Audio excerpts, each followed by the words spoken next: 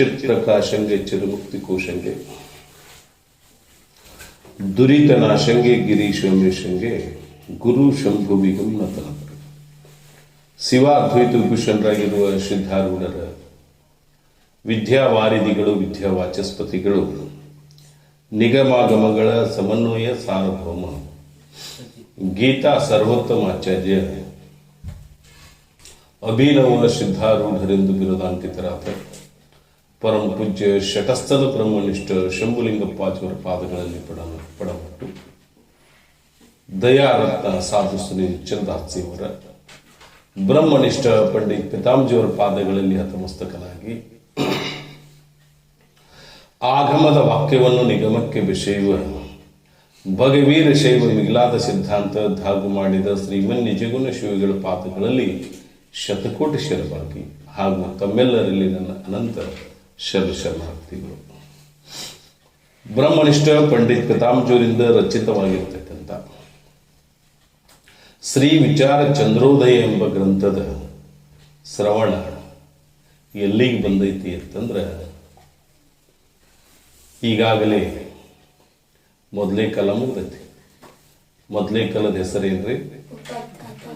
ಉಪೋದ್ಘಾತ ವರ್ಣನ. ಪೂರ್ವದಲ್ಲಿ ಏನ್ ಮಾಡಿದ್ರು ಅಂದ್ರೆ ಮೋಕ್ಷಾದಿ ಪದಾರ್ಥಗಳನ್ನೆಲ್ಲ ಉಪೋದ್ಘಾತ ಮಾಡಿ ಹೇಳ್ಕೊಂಡು ಬಂದ ನಂತರ ವಿಚಾರ ಅಂದ್ರೇನ, ವಿಚಾರ ಸ್ವರೂಪ ಏನ, ಹೇತು ಏನ, ಫಲವೇನ, ಪೂರ್ಣೇನ, ಯಾವುದನ್ನು ವಿಚಾರ ಮಾಡಬೇಕು, ಅದರ ಪ್ರಯೋಜನ ಏನು ಎಂಬುದನ್ನು ಮೊದಲೇ ಕಾಲದಾಗ ಏನ್ ಮಾಡ್ಯಾರೆ ಸಂಪೂರ್ಣವಾಗಿ ತಿಳಿಸಿಕೊಟ್ಟಾರ. ಇನ್ನು ಯಾವ ಕಾಲ? ಎರಡನೇ ಕಾಲ. ಅದರ ಹೆಸರು ಏನ್ರಿ ಅಂದ್ರೆ ಪ್ರಪಂಚದ ಆರೋಪ ಮತ್ತು ಅಪವಾದ. ಹೌದ್ರಿ, ಪ್ರಪಂಚದ ಆರೋಪ ಮತ್ತು ಅಪವಾದ ಅಂತ ನಾವು ಹೇಳಕ್ ಹೋದ್ವಿ ಅಂದ್ರೆ ಪ್ರಪಂಚ ಅಂದ್ರೆ ಏನು? ಎದರ ಆರೋಪ ಮಾಡಕ್ ಹೊಂಟ್ರಿ ನೀವು? ಪ್ರಪಂಚದ ಆರೋಪ ಮಾಡ್ತೀರಿ. ಅಂದಮೇಲೆ ಪ್ರಪಂಚ ಅಂತ ಎದಕ್ಕೆ ಅದು ಬೇಕು?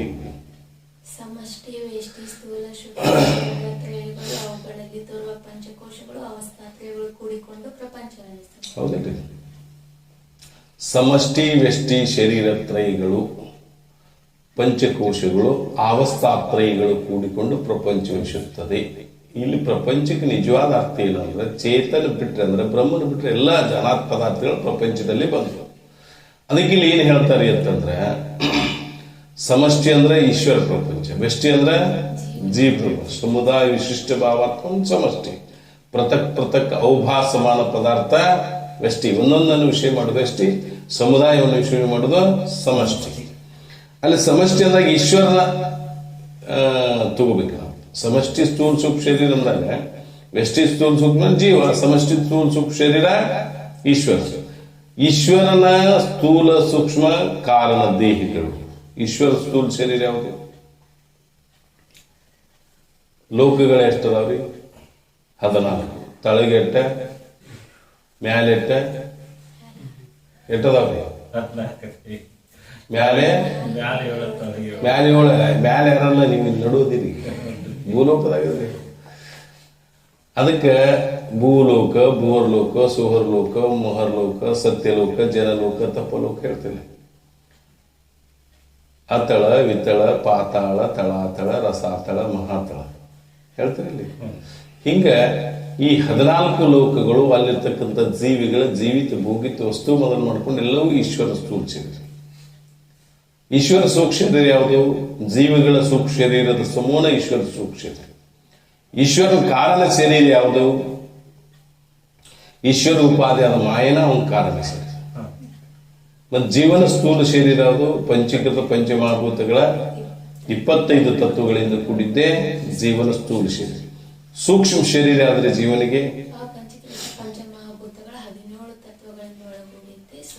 ಅಪಂಚೀಕೃತ ಪಂಚಮಹಾಭೂತಗಳ 17 ತತ್ವಗಳಿಂದ ಕೂಡಿದ್ದನ ಸೂಕ್ಷ್ಮ. ಜೀವನ ಕಾರಣ ಶರೀರ ಯಾವುದು? ಉಪಾದೇಯದ ವಿದ್ಯೆನ ಕಾರಣ ಶರೀರ. ಹಿಂಗ ಸಮಷ್ಟಿ ವ್ಯಷ್ಟಿ ಶರೀರತ್ರಯಗಳು ಪಂಚಕೋಶಗಳು: ಅನ್ನಮಯ, ಪ್ರಾಣಮಯ, ಮನೋಮಯ, ವಿಜ್ಞಾನಮಯ, ಆನಂದಮಯ. ಜೀವಗೆ ಹೆಂಗ್ ಪಂಚಕೋಶಗಳು ಅಂದ್ರೆ ಈಶ್ವರದ ಪಂಚಕೋಶಗಳು. ಜೀವಿಗೆ ಅನ್ನಮಯ ಕೋಶ ತೆದಕತ್ತೀರಿ, ಸ್ಥೂಲ ಶರೀರಕ್ಕೆ ಅನ್ನಮಯ ಕೋಶ ಇದ್ದೀರಿ. ಹೌದಿಲ್ಲ? ಮತ್ತು ಪ್ರಾಣಮಯ ಕೋಶ ತೆದಕತ್ತೀರಿ, ಪಂಚ ಕರ್ಮೇಂದ್ರ ಸಹಿತ ಪಂಚ ಪ್ರಾಣಮಯ ಕೋಶ ಇದ್ದೀರಿ. ಮನೋಮಯ ಕೋಶ, ಮನಸಹಿತ ಜ್ಞಾನೇಂದ್ರಿಯಗಳಿಗೆ ಮನೋಮಯ ಕೋಶ ಇದ್ರಿ, ಬುದ್ಧಿ ಸಹಿತ ಜ್ಞಾನೇಂದ್ರಿಯಗಳಿಗೆ ವಿಜ್ಞಾನಮಯ ಕೋಶ ಇದ್ರಿ. ಮುಂದೆ ಅವಿದ್ಯೆಯಲ್ಲಿ ಉಂಟಾದ ಆನಂದದ ಪ್ರತಿಬಿಂಬಕ್ಕೆ ಆನಂದಮಯ ಕೋಶ ಹೇಳ್ತೀರಿ. ಹಂಗಿಲ್ಲ ಏನಾಗಿತ್ರಿ, ಈಶ್ವರಿಗೆ ಎಟ್ಟದ ಕೋಶ, ಅವನು ಸ್ಥೂಲ ಶರೀರನ ಅನ್ನಮಯ ಕೋಶ. ಯಾರು ಈಶ್ವರ ಸ್ಥೂಲ ಶರೀರ ಹೇಳುದು. ಪ್ರಾಣಮಯ ಕೋಶ ಹೇಳೋದಂದ್ರೆ ಜೀವನ ಏನು ಪ್ರಾಣ ಮತ್ತು ಕರ್ಮೇಂದ್ರಿಯ ಆ ದೇವತೆಗಳಿಗೆ, ಅಷ್ಟು ದೇವತೆಗಳಿಗೆ ಅವನು ಪ್ರಾಣಮಯ ಕೋಶ. ಮನೋಮಯ ಕೋಶ ಅಂದ್ರೆ ಮನದೇವತ ಮತ್ತು ಪಂಚ ಜ್ಞಾನೇಂದ್ರಿಯ ದೇವತೆ ಕೂಡ ಅವಂಗ ಮನೋಮಯ ಕೋಶ. ಬುದ್ಧಿ ದೇವತ ಜ್ಞಾನೇಂದ್ರಿಯ ಕೂಡ ವಿಜ್ಞಾನಮಯ ಕೋಶ. ಮಾಯಲ್ಲಿ ಉಂಟಾದ ಆನಂದ ಪ್ರತಿಬಿಂಬನ ಅವಂಗ ಆನಂದಮಯ ಕೋಶ. ಈ ರೀತಿ ಏನಾಗಿತ್ರಿ, ಈಶ್ವರನ ಪಂಚಕೋಶಗಳು ಮತ್ತು ಜೀವನ ಕೋಶ. ಸಮಷ್ಟಿ ಅಂದ್ರೆ ಈಶ್ವರ ಪಂಚಕೋಶ, ವ್ಯಷ್ಟಿ ಅಂದ್ರೆ ಜೀವನ ಕೋಶಗಳು. ಇನ್ನು ಅವಸ್ಥೆಗಳು, ಜೀವಿಗೆ ಯಾವ ಅವಸ್ಥೆ ಹೇಳ್ತಾರೆ? ಜಾಗ್ರ, ಸ್ವಪ್ನ, ಸುಷುಪ್ತಿ. ಈಶ್ವರಿಗೆ ಸೃಷ್ಟಿಯ ಉತ್ಪತ್ತಿ ಸ್ಥಿತಿಯ ಪ್ರಳಯಗಳನ್ನು ಹೇಳ್ತೀನಿ. ಈ ರೀತಿ ಎಲ್ಲವೂ ಕೂಡಿ ಪ್ರಪಂಚ ಶಬ್ದಕ್ಕೆ ಅರ್ಥ. ಪ್ರಪಂಚ ಅಂತ ಎದಕ್ಕೆ ಅನ್ಬೇಕ್ರಿ? ಸಮಷ್ಟಿ, ಪಂಚಕೋಶಗಳು, ಅವಸ್ಥಾತ್ರಗಳು ಕೂಡಿಕೊಂಡು ಪ್ರಪಂಚ.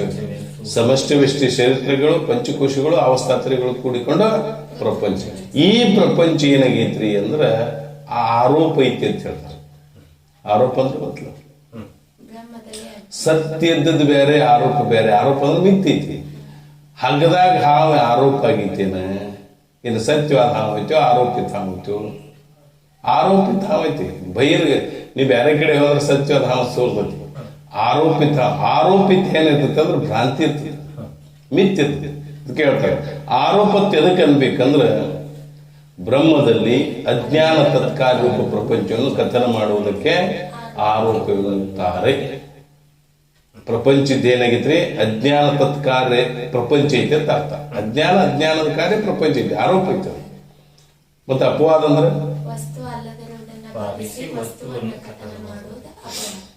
ವಸ್ತು ಅಲ್ಲದಿರುವುದನ್ನು ಬಾಧಿಸಿ ವಸ್ತುವನ್ನ ಕಥನ ಮಾಡೋದು. ಉದಾಹರಣೆಗೆ ಹಗ್ಗದಲ್ಲಿ ನಮಗೆ ಏನ್ ತೋರೈತ್ರಿ ಅಂದ್ರೆ ಸರ್ಪ ತೋರೈತೆ, ಆರೋಪಿತ ಆಗೈತೆ. ಸರ್ಪ ಐತೆ ಅನ್ನೋ ವಿಚಾರ ಮಾಡಕ್ ಹೋದ್ರೆ ವಸ್ತು ಅಲ್ಲ, ಆರೋಪಿತ ಐತೆ. ಅದನ್ನು ಬಾಧ ಮಾಡಿ, ಅದು ಮಿಥ್ಯತೆ ನಿಶ್ಚಯ ಮಾಡಿ, ಇದ್ದ ವಸ್ತು ಯಾವ್ದು ಅಧಿಷ್ಠಾನ?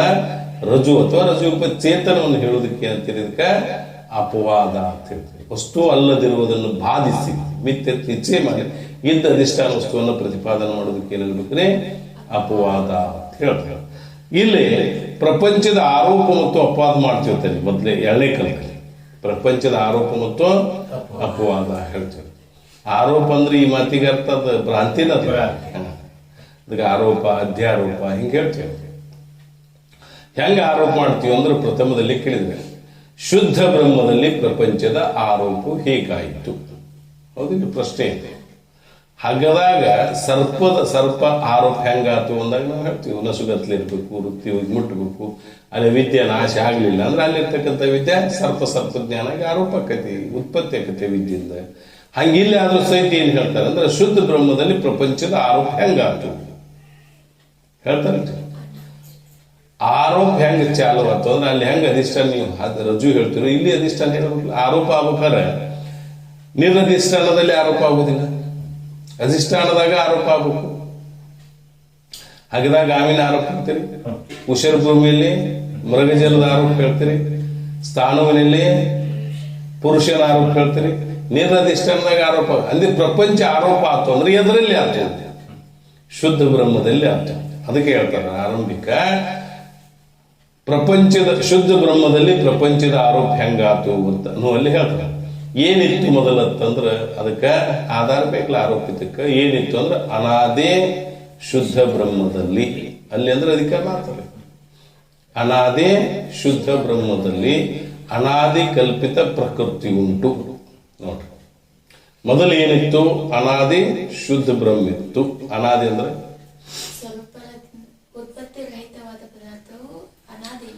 ಸ್ವರೂಪದಿಂದ ಉತ್ಪತ್ತಿ ರಹಿತವಾದ ಪದಾರ್ಥಗಳು ಅನಾದಿ ಎನಿಸುತ್ತವೆ.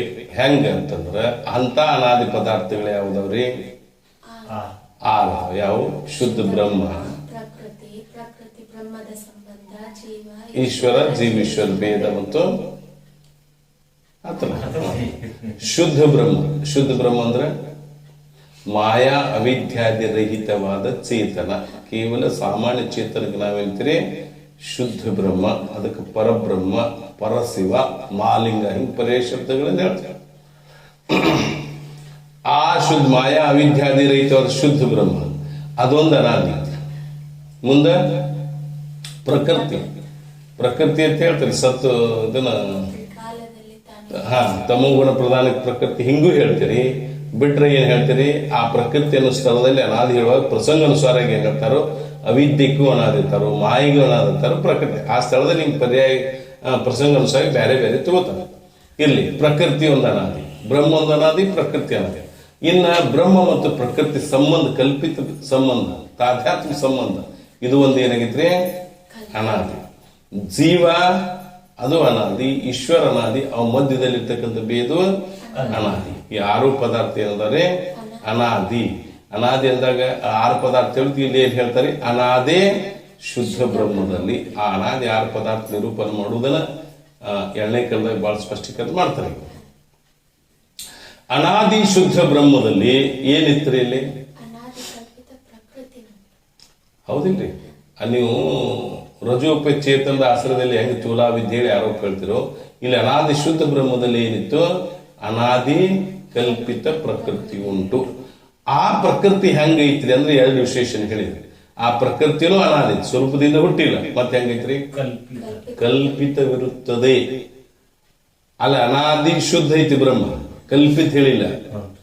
ಇಲ್ಲಿ ಅನಾದಿ ಮತ್ತೊಂದು ವಿಶೇಷಣ ಕೊಟ್ಟ. ಏನ್ರಿ? ಕಲ್ಪಿತ. ಕಲ್ಪಿತತೆ ಅದಕ್ಕೆ ಅದಕ್ಕೆ ಟಿಪ್ಪಣಿ ಹಾಕ್ಯಾರ.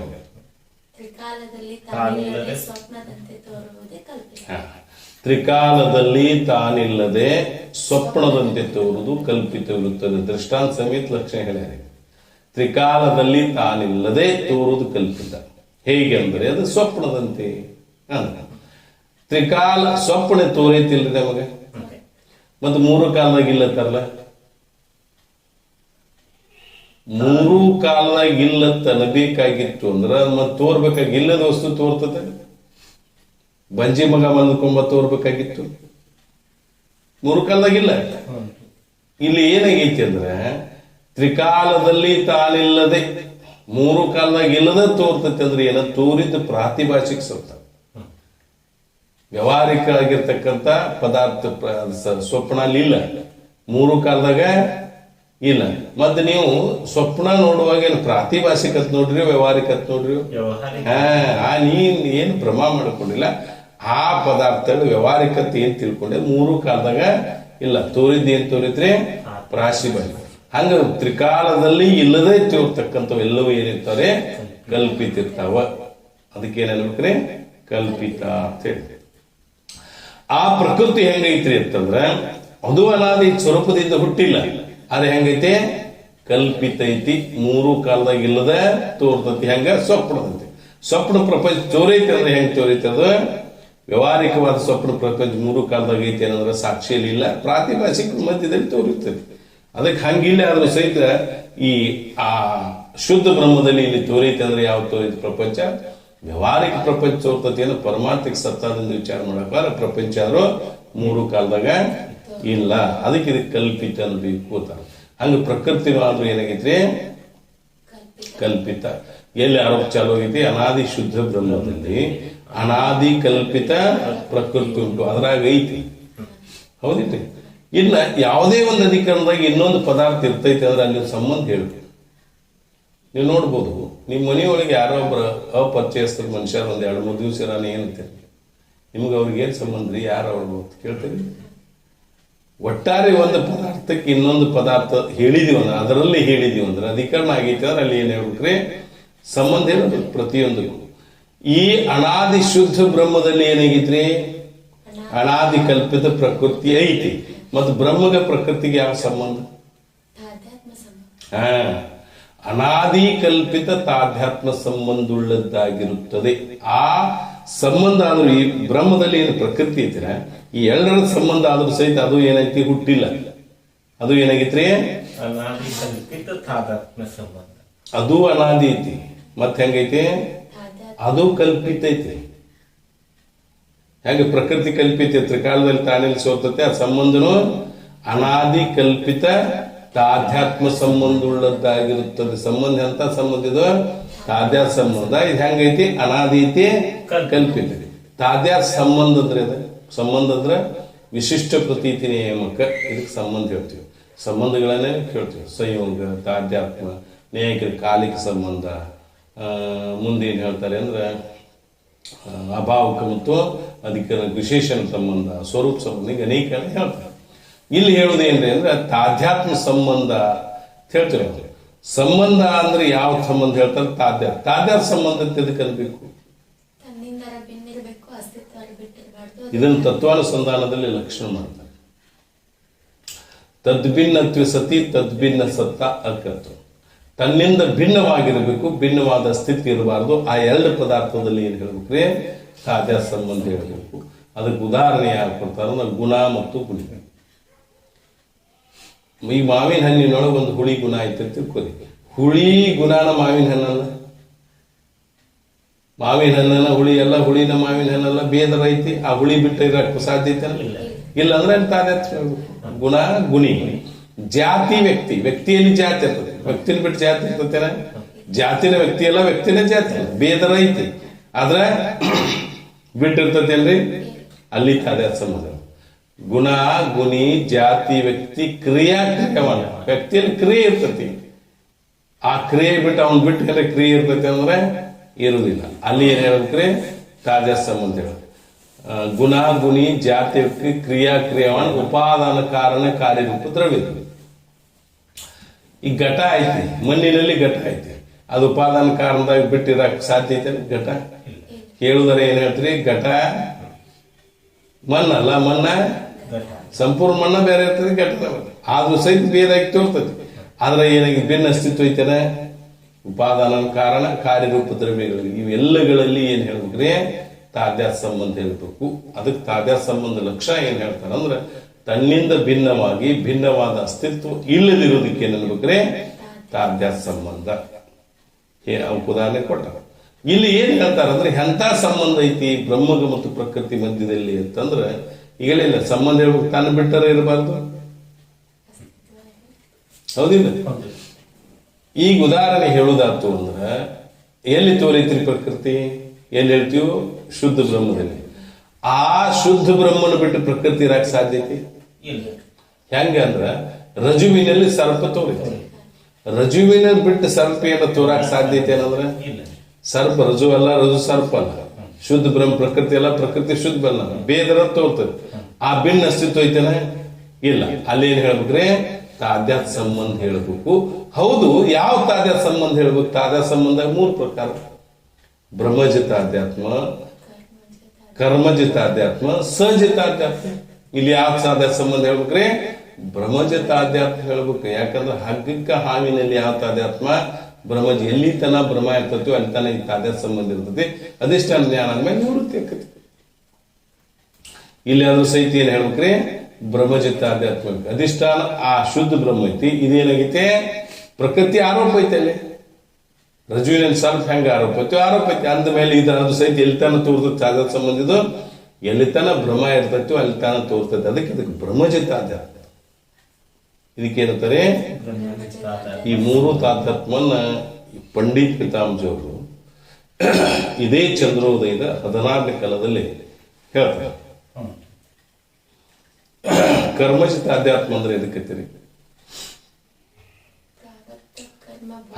ಕರ್ಮದ ಎಲ್ಲಿ ತನ ಕರ್ಮ ಇರುತ್ತಾನ ತಾಧ್ಯಾತ್ಮ ಸಂಬಂಧ ಇರ್ತದೆ. ಕರ್ಮ ಇಲ್ಲ ಅಂದ್ರ ಇರುವುದಿಲ್ಲ. ಹೆಂಗಂದ್ರ ಸ್ಥೂಲ ಸೂಕ್ಷ್ಮ ಶರೀರಗಳು ಎರಡೂ ಅದಾವ. ಈ ಸ್ಥೂಲ ಶರೀರ ಸೂಕ್ಷ್ಮ ಶರೀರ ಬಿಟ್ಟು ಇರಕ್ ಸಾಧ್ಯತೆನ? ಬಿಡ್ತಂದ್ರ ಅದು ನೀವೇನತ್ರಿ ಮರಣ ಆತು ಅಥವಾ ನಾಶ ಆತು ಇರ್ತದೆ. ಬಿಟ್ಟರ ಇರಾಕ್ ಸಾಧ್ಯ ಇಲ್ಲ, ಬೇದರ ಐತೆ. ಸ್ಥೂಲ ಶರೀರಕ್ಕೆ ಸೂಕ್ಷ್ಮ ಶರೀರಕ್ಕೆ ಬೇದ ಐತೆ. ಅಂದ್ರೆ ಇಲ್ಲಿ ಏನ್ ಹೇಳ್ಬೇಕಾತ ನಾವು? ತಾಧ್ಯಾತ್ಮ ಸಂಬಂಧ ಹೇಳ್ಬೇಕು ಎರಡಕ್ಕೂ. ತಾಧ್ಯಾತ್ಮ ಸಂಬಂಧ ಹೇಳಿದ್ರಿ ಯಾವ ಸಂಬಂಧ ಅನ್ನೋದು ಇದಕ್ಕ ಕರ್ಮಜಿತ ಅಧ್ಯಾತ್ಮ. ಎಲ್ಲಿ ತನ ಪ್ರಾರಬ್ಧ ಕರ್ಮ ಇರ್ತೈತಿವು ಅಲ್ಲಿ ತನ ನಾವೆರಡರ ತಾಧ್ಯಾತ್ಮ ಸಂಬಂಧ. ಪ್ರಾರಬ್ಧ ಕರ್ಮ ಮೀರ್ತಿ ತಾಧ್ಯಾತ್ಮ ಸಂಬಂಧ ನಾಶ. ಅದಕ್ಕೆ ಇದನ್ನ ಏನ್ ಹೇಳ್ಬೇಕ್ರಿ?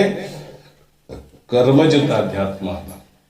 ಇನ್ನು ಸಹಜಿತ ಅಧ್ಯಾತ್ಮ ಅಂತ ಎದಕ್ಕೆ ಅನ್ಬೇಕು ಅಂದ್ರೆ ಕನ್ನಡಿ ಇರ್ತೈತಿ. ಕನ್ನಡಿ ಒಳಗೆ ಮುಖದ ಪ್ರತಿಬಿಂಬ ಅಥವಾ ಕನ್ನಡಿ ಒಳಗೆ ಪ್ರತಿಬಿಂಬ ಆಗೋದು ಕನ್ನಡಿ ಹೆಂಗಿಟ್ರು ಸಹಜವಾಗಿ ಪ್ರತಿಬಿಂಬ ಆಗುದ. ನೀವು ಕನ್ನಡಿ ಡಬ್ ಬಿಡ್ರಿ, ಆಡ್ಬಿಡ್ರಿ, ಓದ್ತಿಡ್ರಿ, ಹೆಂಗಿಟ್ರು ಒಟ್ಟು ಯಾಕಂದ್ರೆ ಒಪ್ಪರ್ ಪ್ರತಿಬಿಂಬ ಆಗುದಲ್ಲ, ಸಹಜವಾಗಿ ಆಗುದಲ್ಲ. ಹಂಗಿಲ್ಲಿ ಏನಾಗೈತಿ ಅಂದ್ರೆ ಅಂತಃಕರಣ ರೂಪ ಈ ಕನ್ನಡಿ ಒಳಗೆ ಚಿದಾಭಾಸ ರೂಪ ಪ್ರತಿಬಿಂಬ ಐತಿ. ಹೌದಿಲ್ರಿ? ಬ್ರಹ್ಮಚೇತನ ವ್ಯಾಪಕ ಐತಿ, ಅಂತಃಕರಣ ಸ್ವಚ್ಛ ಐತಿ. ಎಲ್ಲಿ ಯಾವಾಗಾದ್ರೂ ಸಹಜವಾಗಿ ಪ್ರತಿಬಿಂಬ ಆಗುದಲ್ಲ. ಚಿದಾಭಾಸ ಅಂತಃಕರಣ ಅಲ್ಲ, ಅಂತಃಕರಣ ಚಿದಾಭಾಸ ಅಲ್ಲ, ಬೇದರ ಐತಿ. ಆ ಚಿದಾಭಾಸ ಅಂತಃಕರಣ ಬಿಟ್ಟಿರಕ್ ಸಾಧ್ಯ ಐತೆನ? ಬೇದರ ಐತಿ, ಭಿನ್ನ ಅಸ್ತಿತ್ವ ಇಲ್ಲ. ಇಲ್ಲಿ ತಾದ್ಯ ಸಂಬಂಧ ಹೇಳ್ಬೇಕು ಚಿದಾಭಾಸ ಮತ್ತು ಅಂತಃಕರಣ. ಎಂತ ತಾದ್ಯ ಸಂಬಂಧ ಇದು? ಸಹಜ ತಾದ್ಯ ಸಂಬಂಧ. ಸಹಜವಾಗಿರುವುದು ಎಲ್ಲಿ ತನ ಕನ್ನಡ ಇರ್ತದೆ, ಅದು ಹೆಂಗಿಟ್ಟು ಸಹಜ ಪ್ರತಿಬಿಂಬ ಆಗುದು. ಹಂಗ ಅಂತಃಕರಣ ಎಲ್ಲಿ ತನ ಐತಿ ಅಲ್ಲಿ ಬ್ರಹ್ಮಚೇತನ ವ್ಯಾಪಕ ಐತಿ. ಸಹಜವಾಗಿ ಏನಾಗಿದ್ರೆ ಇಲ್ಲಿ ಚಿದಾಭಾಸ ಉಂಟಾಕೈತಿ. ಪರಂತು ಇದರ ನಿವೃತ್ತಿ ಯಾವಾಗ ಆಕೈತಿ? ನಾಶ ಯಾವಾಗ ಆಕೈತಿ? ಇದು ಸಹಜ ತಾದಾತ್ಮ ಜ್ಞಾನ ಆದ ನಂತರ, ಬ್ರಹ್ಮಜ್ಞಾನ ಆದ ನಂತರ ಯಾವಾಗ ಪ್ರಾರಬ್ಧ ಕರ್ಮ ನಾಶ ಆಯ್ತು ಆಗ ಅಂತಃಕರಣ ಏನಾಕೈತಿ? ನಾಶ ಆಕೈತಿ. ಬಿದ್ದೈತಿ ಹೃದಯಗಿಂತಿ ಚಿದ್ದಂತೆ ಸರ್ವಶೋಷ ಕ್ಷೀಯತೆ ತ್ಯಾಚ ಕರ್ಮಾನಿ ತಸ್ಮಿನ್ ದುಷ್ಟಾಪರಾವ. ಆಗ ಅಂತಃಕರಣ ಜ್ಞಾನಿ ಶರೀರಲ್ಲಿ ಹೋಗ್ಕೋತಿ, ಅಲ್ಲಿ ಸೂಕ್ಷ್ಮ ಶರೀರ ಅದ ಸ್ಥಳದಲ್ಲೇ ನಾಶ ಆಗ ಅಂತಃಕರಣ ನಾಶ ಆಯ್ತು. ಮತ್ತೆ ಅಲ್ಲಿರ್ತೈತಿ ಹಂಗೆ ಪ್ರತಿಬಿಂಬ ಕನ್ನಡಿನ ನಾಶ ಆಯ್ತು. ಹಂಗೆ ಸಹಜ ತಾದಾತ್ಮ್ಯ ಯಾವಾಗ? ಜ್ಞಾನಾನಂತರದ ಜ್ಞಾನಿ ಪ್ರಾರಬ್ಧ ಕರ್ಮ ತೀರಿದಾಗ ಆಗ ಸಹಜ ತಾದಾತ್ಮ್ಯ ಏನಾಕೈತ್ರಿ? ನಿವೃತ್ತಿ ಆಕೈತಿ. ಇರ್ಲಿ, ಇಲ್ಲಿ ಏನಾಗೈತಿ ಅಂದ್ರ ತಾಧ್ಯಾತ್ಮ ಸಂಬಂಧಗಳು ಎಷ್ಟಾದ್ರಿ? ಕರ್ಮಜ, ಬ್ರಹ್ಮಜ, ಸಹಜ. ಇಲ್ಲಿ ಹೇಳು ತಾದ್ಯ ಸಂಬಂಧ ಯಾವ್ದಂಗ್ರ ಆ ಶುದ್ಧ ಬ್ರಹ್ಮಗ ಮತ್ತು ಪ್ರಕೃತಿ ಮಧ್ಯದಲ್ಲಿ ಶುದ್ಧ ಬ್ರಹ್ಮಧಿಷ್ಠಾನಂತಿ, ಆ ಪ್ರಕೃತಿ ಆರೋಪ ಐತಿ. ಎಲ್ಲರ ಮಧ್ಯದಲ್ಲಿ ಹೇಳುದು ಯಾವ್ದ್ರೆ? ಬ್ರಹ್ಮಜ ತಾಧ್ಯಾತ್ಮ ಸಂಬಂಧ. ಅದಕ್ಕೆ ಹೇಳ್ತಾರ ಅವರು, ಅದಕ್ಕೆ ಕಲ್ಪಿತ ತಾಧ್ಯಾತ್ಮ ಅಂತಾರ, ಅದಕ್ಕೆ ಬ್ರಹ್ಮಜ ಅನಾದಿ ಶುದ್ಧ ಬ್ರಹ್ಮದಲ್ಲಿ ಏನೈತ್ರಿ? ಅನಾದಿ ಕಲ್ಪಿತ ಪ್ರಕೃತಿ, ಅದು ಅನಾದಿ ಐತಿ, ಕಲ್ಪಿತ ಐತಿ. ಆದ್ರೆ ಏನೈತ್ರಿ? ಅನಾದಿ ಕಲ್ಪಿತ ಪ್ರಕೃತಿ ಉಂಟು. ಅದು ಎಲ್ಲರ ಮಧ್ಯದ ಸಂಬಂಧ ಏನೈತಿ? ಅನಾದಿ ಕಲ್ಪಿತ ತಾಧ್ಯಾತ್ಮ ಸಂಬಂಧ ಉಳ್ಳೈತಿ. ಅದಕ್ಕೆ ಕಲ್ಪಿತ ತಾಧ್ಯಾತ್ಮ ಸಂಬಂಧ ಅಂದ್ರು ಒಂದ, ಬ್ರಹ್ಮಜ ತಾಧ್ಯಾತ್ಮ ಸಂಬಂಧ ಅಂದ್ರು ಒಂದ. ಈ ಅನಾದಿ ಕಲ್ಪಿತ ತಾಧ್ಯಾತ್ಮ ಸಂಬಂಧ ಉಳ್ಳ ಇದ್ದಾಗಿರುತ್ತದೆ. ಹೌದು. ಇನ್ನ ಆ ಪ್ರಕೃತಿ ಯಾವ ಪ್ರಕೃತಿ? ಬ್ರಹ್ಮಣ ಶುದ್ಧ ಬ್ರಹ್ಮನ ಆಶ್ರಯದಲ್ಲಿರತಕ್ಕಂಥ ಆರೋಪಿತವಾದ ಆ ಪ್ರಕೃತಿ ಎಷ್ಟು ಭಾಗ ಮಾಡ್ತಾರೆ ಅಂದ್ರೆ 3 ಭಾಗ. ಶುದ್ಧ ಸತ್ವಗುಣಯುಕ್ತವಾದ ಮಾಯ ಅನ್ಸೋದು, ಮಲಿನ ಸತ್ವಗುಣಯುಕ್ತವಾದ ವಿದ್ಯೆ ಅನ್ಸೋದು, ತಮೋ ಗುಣ ಪ್ರಧಾನಕ್ಕೆ ತಮ ಪ್ರಧಾನ ಪ್ರಕೃತಿ ಅನ್ಸೋದು. 3 ಭಾಗ ಮಾಡಿದ್ದಾರೆ. ಪ್ರತಿಯೊಂದು ವಸ್ತುಗಳಲ್ಲಿ ಏನಿರ್ತಾವ ಅಂದ್ರೆ 3 ಗುಣಗಳಿರ್ತಾವ. ನೀವೆಲ್ಲಾ ವಸ್ತುಗಳಿರ್ತಾವ, ಸತ್ವ, ರಜ, ತಮ. ಅವು ಯಾವುದು ಮುಂದೆ ಬರ್ತೈತಿ ಆ ಪದಾರ್ಥಗಳು ಭಿನ್ನ ಭಿನ್ನ. ಸತ್ವಗುಣ ಮುಂದೆ ಬತ್ತು ಮಾಯ ಆಯ್ತು, ಮಲಿನ ಸತ್ವಗುಣ ಮುಂದೆ ಬತ್ತು ಅವಿದ್ಯೆ ಆಯ್ತು, ತಮೋಗುಣ ಮುಂದೆ ಬತ್ತು ಪ್ರಕೃತಿ ಆಯ್ತು. ಅದೇ ಪ್ರಕೃತಿ 3 ಭಾಗ ಮಾಡೋದು. ಶುದ್ಧ ಸತ್ವಗುಣ ಬಂತು. ಶುದ್ಧ ಸತ್ವಗುಣ ಅಂದ್ರೆ ರಜತಮಗಳನ್ನು ತಿರೋಧಾನಪಡಿಸಿ ತಾ ಪ್ರಕಾಶವಾಗಿದೆ. ಅದಕ್ಕೆ ಉದಾಹರಣೆ ಕೊಡ್ತಾರೆ. ನೆಗ್ಗನ ಮುಳ್ಳು ಅಂತ ಹೇಳಿ ಗೊತ್ತ? ಅದಕ್ಕೆ ಏನಂತೀರಿ? ನೆಗ್ಗನ ಅಂತಾರೆ. ಎಲ್ಲ 3 ಮುಳ್ಳು ಇರ್ತಾವ್ರಿ. ಅದಕ್ಕೆ 2 ತಳಗಾದ್ರೂ ಒಂದು ಮೇಲೆ ಇರುತ್ತಿತ್ತು. ಹೆಂಗ್ ಹೋಗಿದ್ರು ಒಂದು ಮೇಲೆ ಹಾಕೈತಿ, ಮುಳ್ಳು ಒಂದು ಮೇಲೆ ಇರ್ತದೆ. ಹಂಗಿಲ್ಲಿ ಏನಾಗೈತಿ ಅಂದ್ರೆ ಈ ಸತ್ಗುಣ ಎದಕ್ಕೆ ಅನ್ಬೇಕಂದ್ರೆ ರಜತಮಗಳನ್ನು ತಿರೋದಲ್ಲಿ ಹಿಂದಕ್ಕೆ ಸರಿಸಿ ತಾ ಮುಂದೆ ಬರುವುದು. ಶೂದ್ರ ಮಂತ್ರಿಗಳನ್ನು ದಬಾಯಿಸಿ ಬ್ರಾಹ್ಮಣ ತಾ ಮಂತ್ರಿ ಅದ. ಇದು ಉದಾಹರಣೆ ವಿಚಾರ ಸಾಧ್ಯ. ಇನ್ನು ಮಲಿನ ಸತ್ಗುಣ ಅಂದ್ರೆ ಆ ಬ್ರಾಹ್ಮಣ ಮಂತ್ರಿನಿ ದಬಾಯಿಸಿ ಇವರು ಶೂದ್ರ ಮಂತ್ರಿ ಆದ. ಹಂಗಿಲ್ಲ ಏನೈತಿ? ಮಲಿನ ಸತ್ಗುಣ ಅಂದ್ರ ಗಳಿಂದ ತಿರೋಧಾನ ಹೊಂದಿದ್ದು. ರಜತಮಗಳು ಯಾವ ತಿರೋಧಾನ ಹಿಂದಕ್ಕೆ ಸರಿಸ್ತಾವ, ಸತ್ಗುಣ ಹಿಂದಕ್ಕೆ ಸರಿಸಿದ್ರು. ಅದಕ್ಕೆ ಏನಂತೀವಿ ನಾವು? ಮಲಿನ ಸತ್ಗುಣ ಅಂತೀವಿ. ಅದಕ್ಕೆ ಮಲಿನ ಸತ್ಗುಣಯುಕ್ತ ಆದದ್ದು ಅವಿದ್ಯೆ, ಶುದ್ಧ ಸತ್ವಗುಣಯುಕ್ತದ್ದು ಮಾಯೆ, ಮಲಿನ ಸತ್ವಗುಣಯುಕ್ತವಾದದ್ದು ಅವಿದ್ಯೆ. ಅದೇ ತಮ ಪ್ರಧಾನ ಅಂದ್ರೆ ತಮೋಗುಣ ಮುಖ್ಯ ಆಯ್ತು ಅಂದ್ರೆ ಏನ್ ಹೇಳ್ಬೇಕು ನಾವು? ಪ್ರಕೃತಿ. ಈ ರೀತಿಯಾಗಿ ಒಂದೇ ಪ್ರಕೃತಿಯನ್ನು ಏನ್ ಮಾಡಿದ್ರೆ 3 ಪ್ರಕಾರವಾಗಿ ವಿಭಾಗ ಮಾಡಿದ್ರು. ಯಾವುದು? ಮಾಯಾ, ಪ್ರಕೃತಿ. ಈ ರೀತಿಯಾಗಿ ಏನ್ ಮಾಡಿದ್ರೆ 3 ರೀತಿಯಾಗಿ ಹೇಳಿದ್ರೆ. ಶುದ್ಧ ಸತ್ವಗುಣಯುಕ್ತ ಮೇಲೆ ಶುದ್ಧ ಸತ್ವಗುಣಕ್ಕೂ ಟಿಪ್ಪಣಿ ಏನ್ರಿ? ಗಳನ್ನು ತಿರೋಧಾನ ಪಡಿಸಿ ಪ್ರಕಾಶ ಸ್ವರೂಪವಾಗಿ ತೋರುವುದು ಶುದ್ಧ ಸತ್ವಗುಣ. ರಜತಮಗಳಿಂದ ತಿರೋಧಾನ ಹೊಂದಿದ್ದೇ ಮಲಿನ ಸತ್ವ. ಹೌದು. ಈ ರೀತಿಯಾಗಿರ್ತಕ್ಕಂಥ ಮಲಿನ ಸತ್ಗುಣ ನಾವಿದೆ, ಶುದ್ಧ ಸತ್ಗುಣ ಮಾಯ. ಮಾಯಿಗೆ ಇನ್ನೊಂದು ಏನು ಹೇಳ್ತೀರಿ? ಅಘಟಿತ ಘಟನ ಕಾಯ. ಪಟೈಷಿ ಮಾಯಿ ಹೇಳ್ತಾರೆ. ದೇಶ ಕಾಲಾದಿ ಸಾಮಗ್ರಿ ಇಲ್ಲದೆ ಅಚ್ಚರಿಕರವಾದ ರೀತಿಯಲ್ಲಿ ಯಾವುದು ಪದಾರ್ಥವನ್ನು ಉತ್ಪತ್ತಿ ಮಾಡುವುದು ಅದು ಮಾಯ ಎನಿಸುತ್ತದೆ ವಿಚಾರಸಾಗರ ಹೇಳ್ತಾರೆ. ಇಲ್ಲಿ ಶುದ್ಧ ಸತ್ಗುಣ ಇರ್ತದೆ ಮಾಯ ಅಂತ ಅರ್ಥ ಮಾಡ್ತಾರೋ.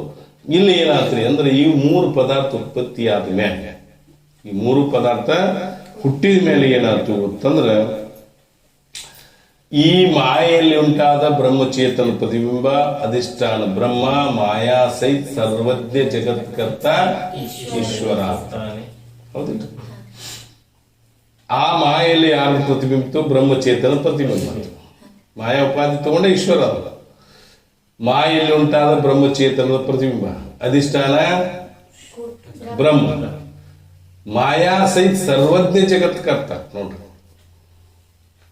ಮಾಯೆ ಅಲ್ಲಿ ಬ್ರಹ್ಮಚೇತನ ಪ್ರತಿಬಿಂಬ, ಅದಕ್ಕೆ ಅಧಿಷ್ಠಾನ. ಮಾಯೆಗೆ ಅಧಿಷ್ಠಾನ ಅಂದ್ರೆ ಬ್ರಹ್ಮಚೇತನ, ಅಧಿಷ್ಠಾನ ಚೇತನ ತಗೊಂಡು ಮೂರು ಕೂಡಿ ಇದಕ್ಕೆ ಏನಂದ್ರೆ ಈಶ್ವರ. ಅಷ್ಟಾನಿಲ್ಲ, ಸರ್ವಜ್ಞ ಜಗತ್ಕರ್ತ. ಸರ್ವಜ್ಞತ್ವಾದಿ ಮೊದಲು ಮಾಡ್ಕೊಂಡು ಜಗತ್ಕರ್ತ ಯಾರಾದರೆ ಈಶ್ವರ. ಈಶ್ವರನಲ್ಲಿ ಆ ಮಾಯಾ ಉಪಾಧಿ ಉಳ್ಳದ್ದಾಗಿರೋದು ಈಶ್ವರನಲ್ಲಿ ಏನಂದ್ರೆ ಸರ್ವಜ್ಞ. ಸರ್ವಜ್ಞ ಅಂದ್ರೆ ಸಕಲ ಜ್ಞಾತ ಸರ್ವಜ್ಞ. ಎಲ್ಲವನ್ನು ಬಲ್ಲವ ಯಾರೇ? ಎಲ್ಲ ಬಲ್ಲವ. ಹೆಂಗೆ ಎಲ್ಲ ಬಲ್ಲವ ಅಂದ್ರೆ ಶ್ರೀ ಋತಿ ಪ್ರಭಾಕರದಾಗ ಹೇಳ್ತಾರೆ. ಹಿಂದ ಏನಂತೀರಿ ಭೂತಕಾಲ, ಈಗ ಮುಂದ ಕಾಲ ಅಂದ್ರೆ ಭೂತ ವರ್ತಮಾನ ಭಾವಿ ಮೂರು ಕಾಲದ ಸರ್ವ ವಿಷಯಗಳ ಮೂರು ಕಾಲದ ತಿಳುವಳಿಕೆ ಏಕ ಒಂದೇ ಜ್ಞಾನದಿಂದ ವಿಷಯ ಮಾಡ್ತಾರೆ. ಜ್ಞಾನ ಭಿನ್ನ ಭಿನ್ನ ಅಲ್ಲ.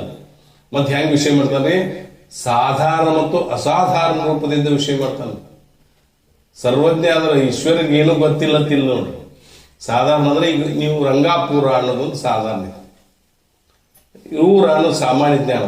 ಆ ಊರಲ್ಲಿ ಎಷ್ಟು ಮನೆಗಳದಾವ, ಆ ಮನೆಯೊಳಗೆ ಎಷ್ಟು ಜನ ಅದಾರ, ಅವ್ರ ಕರ್ಮ ಹಿಂದೆ ಏನ್ ಅನುಭವಿಸ್ಯಾರ, ಈಗ ಏನ್ ಅನುಭವಿಸ್ತಾರ, ಮುಂದೆ ಏನ್ ಅನುಭವಿಸ್, ಹಿಂಗ್ ವಿಶೇಷ.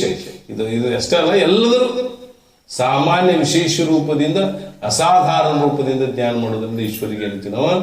ಸರ್ವಜ್ಞ ಸಕಲ ಜ್ಞಾತ. ಎಲ್ಲವನ್ನೂ ಬಲ್ಲವ ಯಾರಂದ್ರೆ ಈಶ್ವರ. ಜೀವಿಗಳೇನಲ್ಲ, ಎಲ್ಲ ಬಲ್ಲವರಿಲ್ಲ. ಏನೋ ಅಲ್ಪ ಸ್ವಲ್ಪ ಬಲ್ಲವರದಾರು, ಅವ್ರಿಗೇನಿಲ್ಲ ಬೆಲೆ ಇಲ್ಲ. ಸಾಹಿತ್ಯ ಎಲ್ಲರಿಗಿಲ್ಲ, ಸರ್ವಜ್ಞ ಏನ ಹಿಂಗ್ ಬರ್ತಾರೆ. ಇರ್ಲಿ, ಹಿಂಗೇನಾಗೈತೆ ಅಂದ್ರೆ ಸರ್ವಜ್ಞದ ಯಾರೇ? ಈಶ್ವರ. ಸರ್ವಜ್ಞ ಇಷ್ಟ ಅಲ್ಲದ ಸಹಿತ ಆ ಈಶ್ವರಿಗೆ 8 ಧರ್ಮಗಳ ಸರ್ವಶಕ್ತಿ, ಸರ್ವಜ್ಞತ್ವ, ವ್ಯಾಪಕತ್ವ, ಏಕತ್ವ, ಸ್ವತಂತ್ರತ್ವ, ಸಾಮರ್ಥ್ಯತ್ವ, ಪರೋಕ್ಷತ್ವ, ಮಾಯಾ ಉಪಾದಿತ್ವ ಅಂತಕ್ಕಂಥ 8 ಧರ್ಮಗಳು ಈಶ್ವರನಲ್ಲಿ ಇರ್ತಾವ ಅಂತ ಹೇಳ್ತಾರೆ.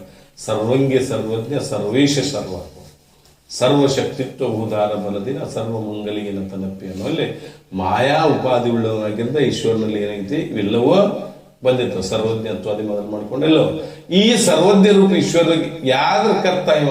ಏನ್ ಮಾಡಿದ? ಜಗತ್ತಿನ ಈ ಪ್ರಪಂಚ ಏನಂತಿಲ್ಲ, ಜಗತ್ತಿನ ಕರ್ತ ಯಾರು? ಜಗದ ಜನಕನಾದ ಗುರು ಶಂಭುಲಿಂಗನ ಚರಣ ಪಲ್ಲವಿ ಹಿಡಿ ಕೂಗಿಲಿ ಕೂಗಿಲಿ ಚಲಿ ಕೂಲಿ ಅಪ್ಪ. ಜಗದ ಜನಕ್ಕೆ ಯಾರು? ಈಶ್ವರ. ಜನಕಂದ್ರೆ ಹುಟ್ಟಿಸವ್ರಲ್ಲ.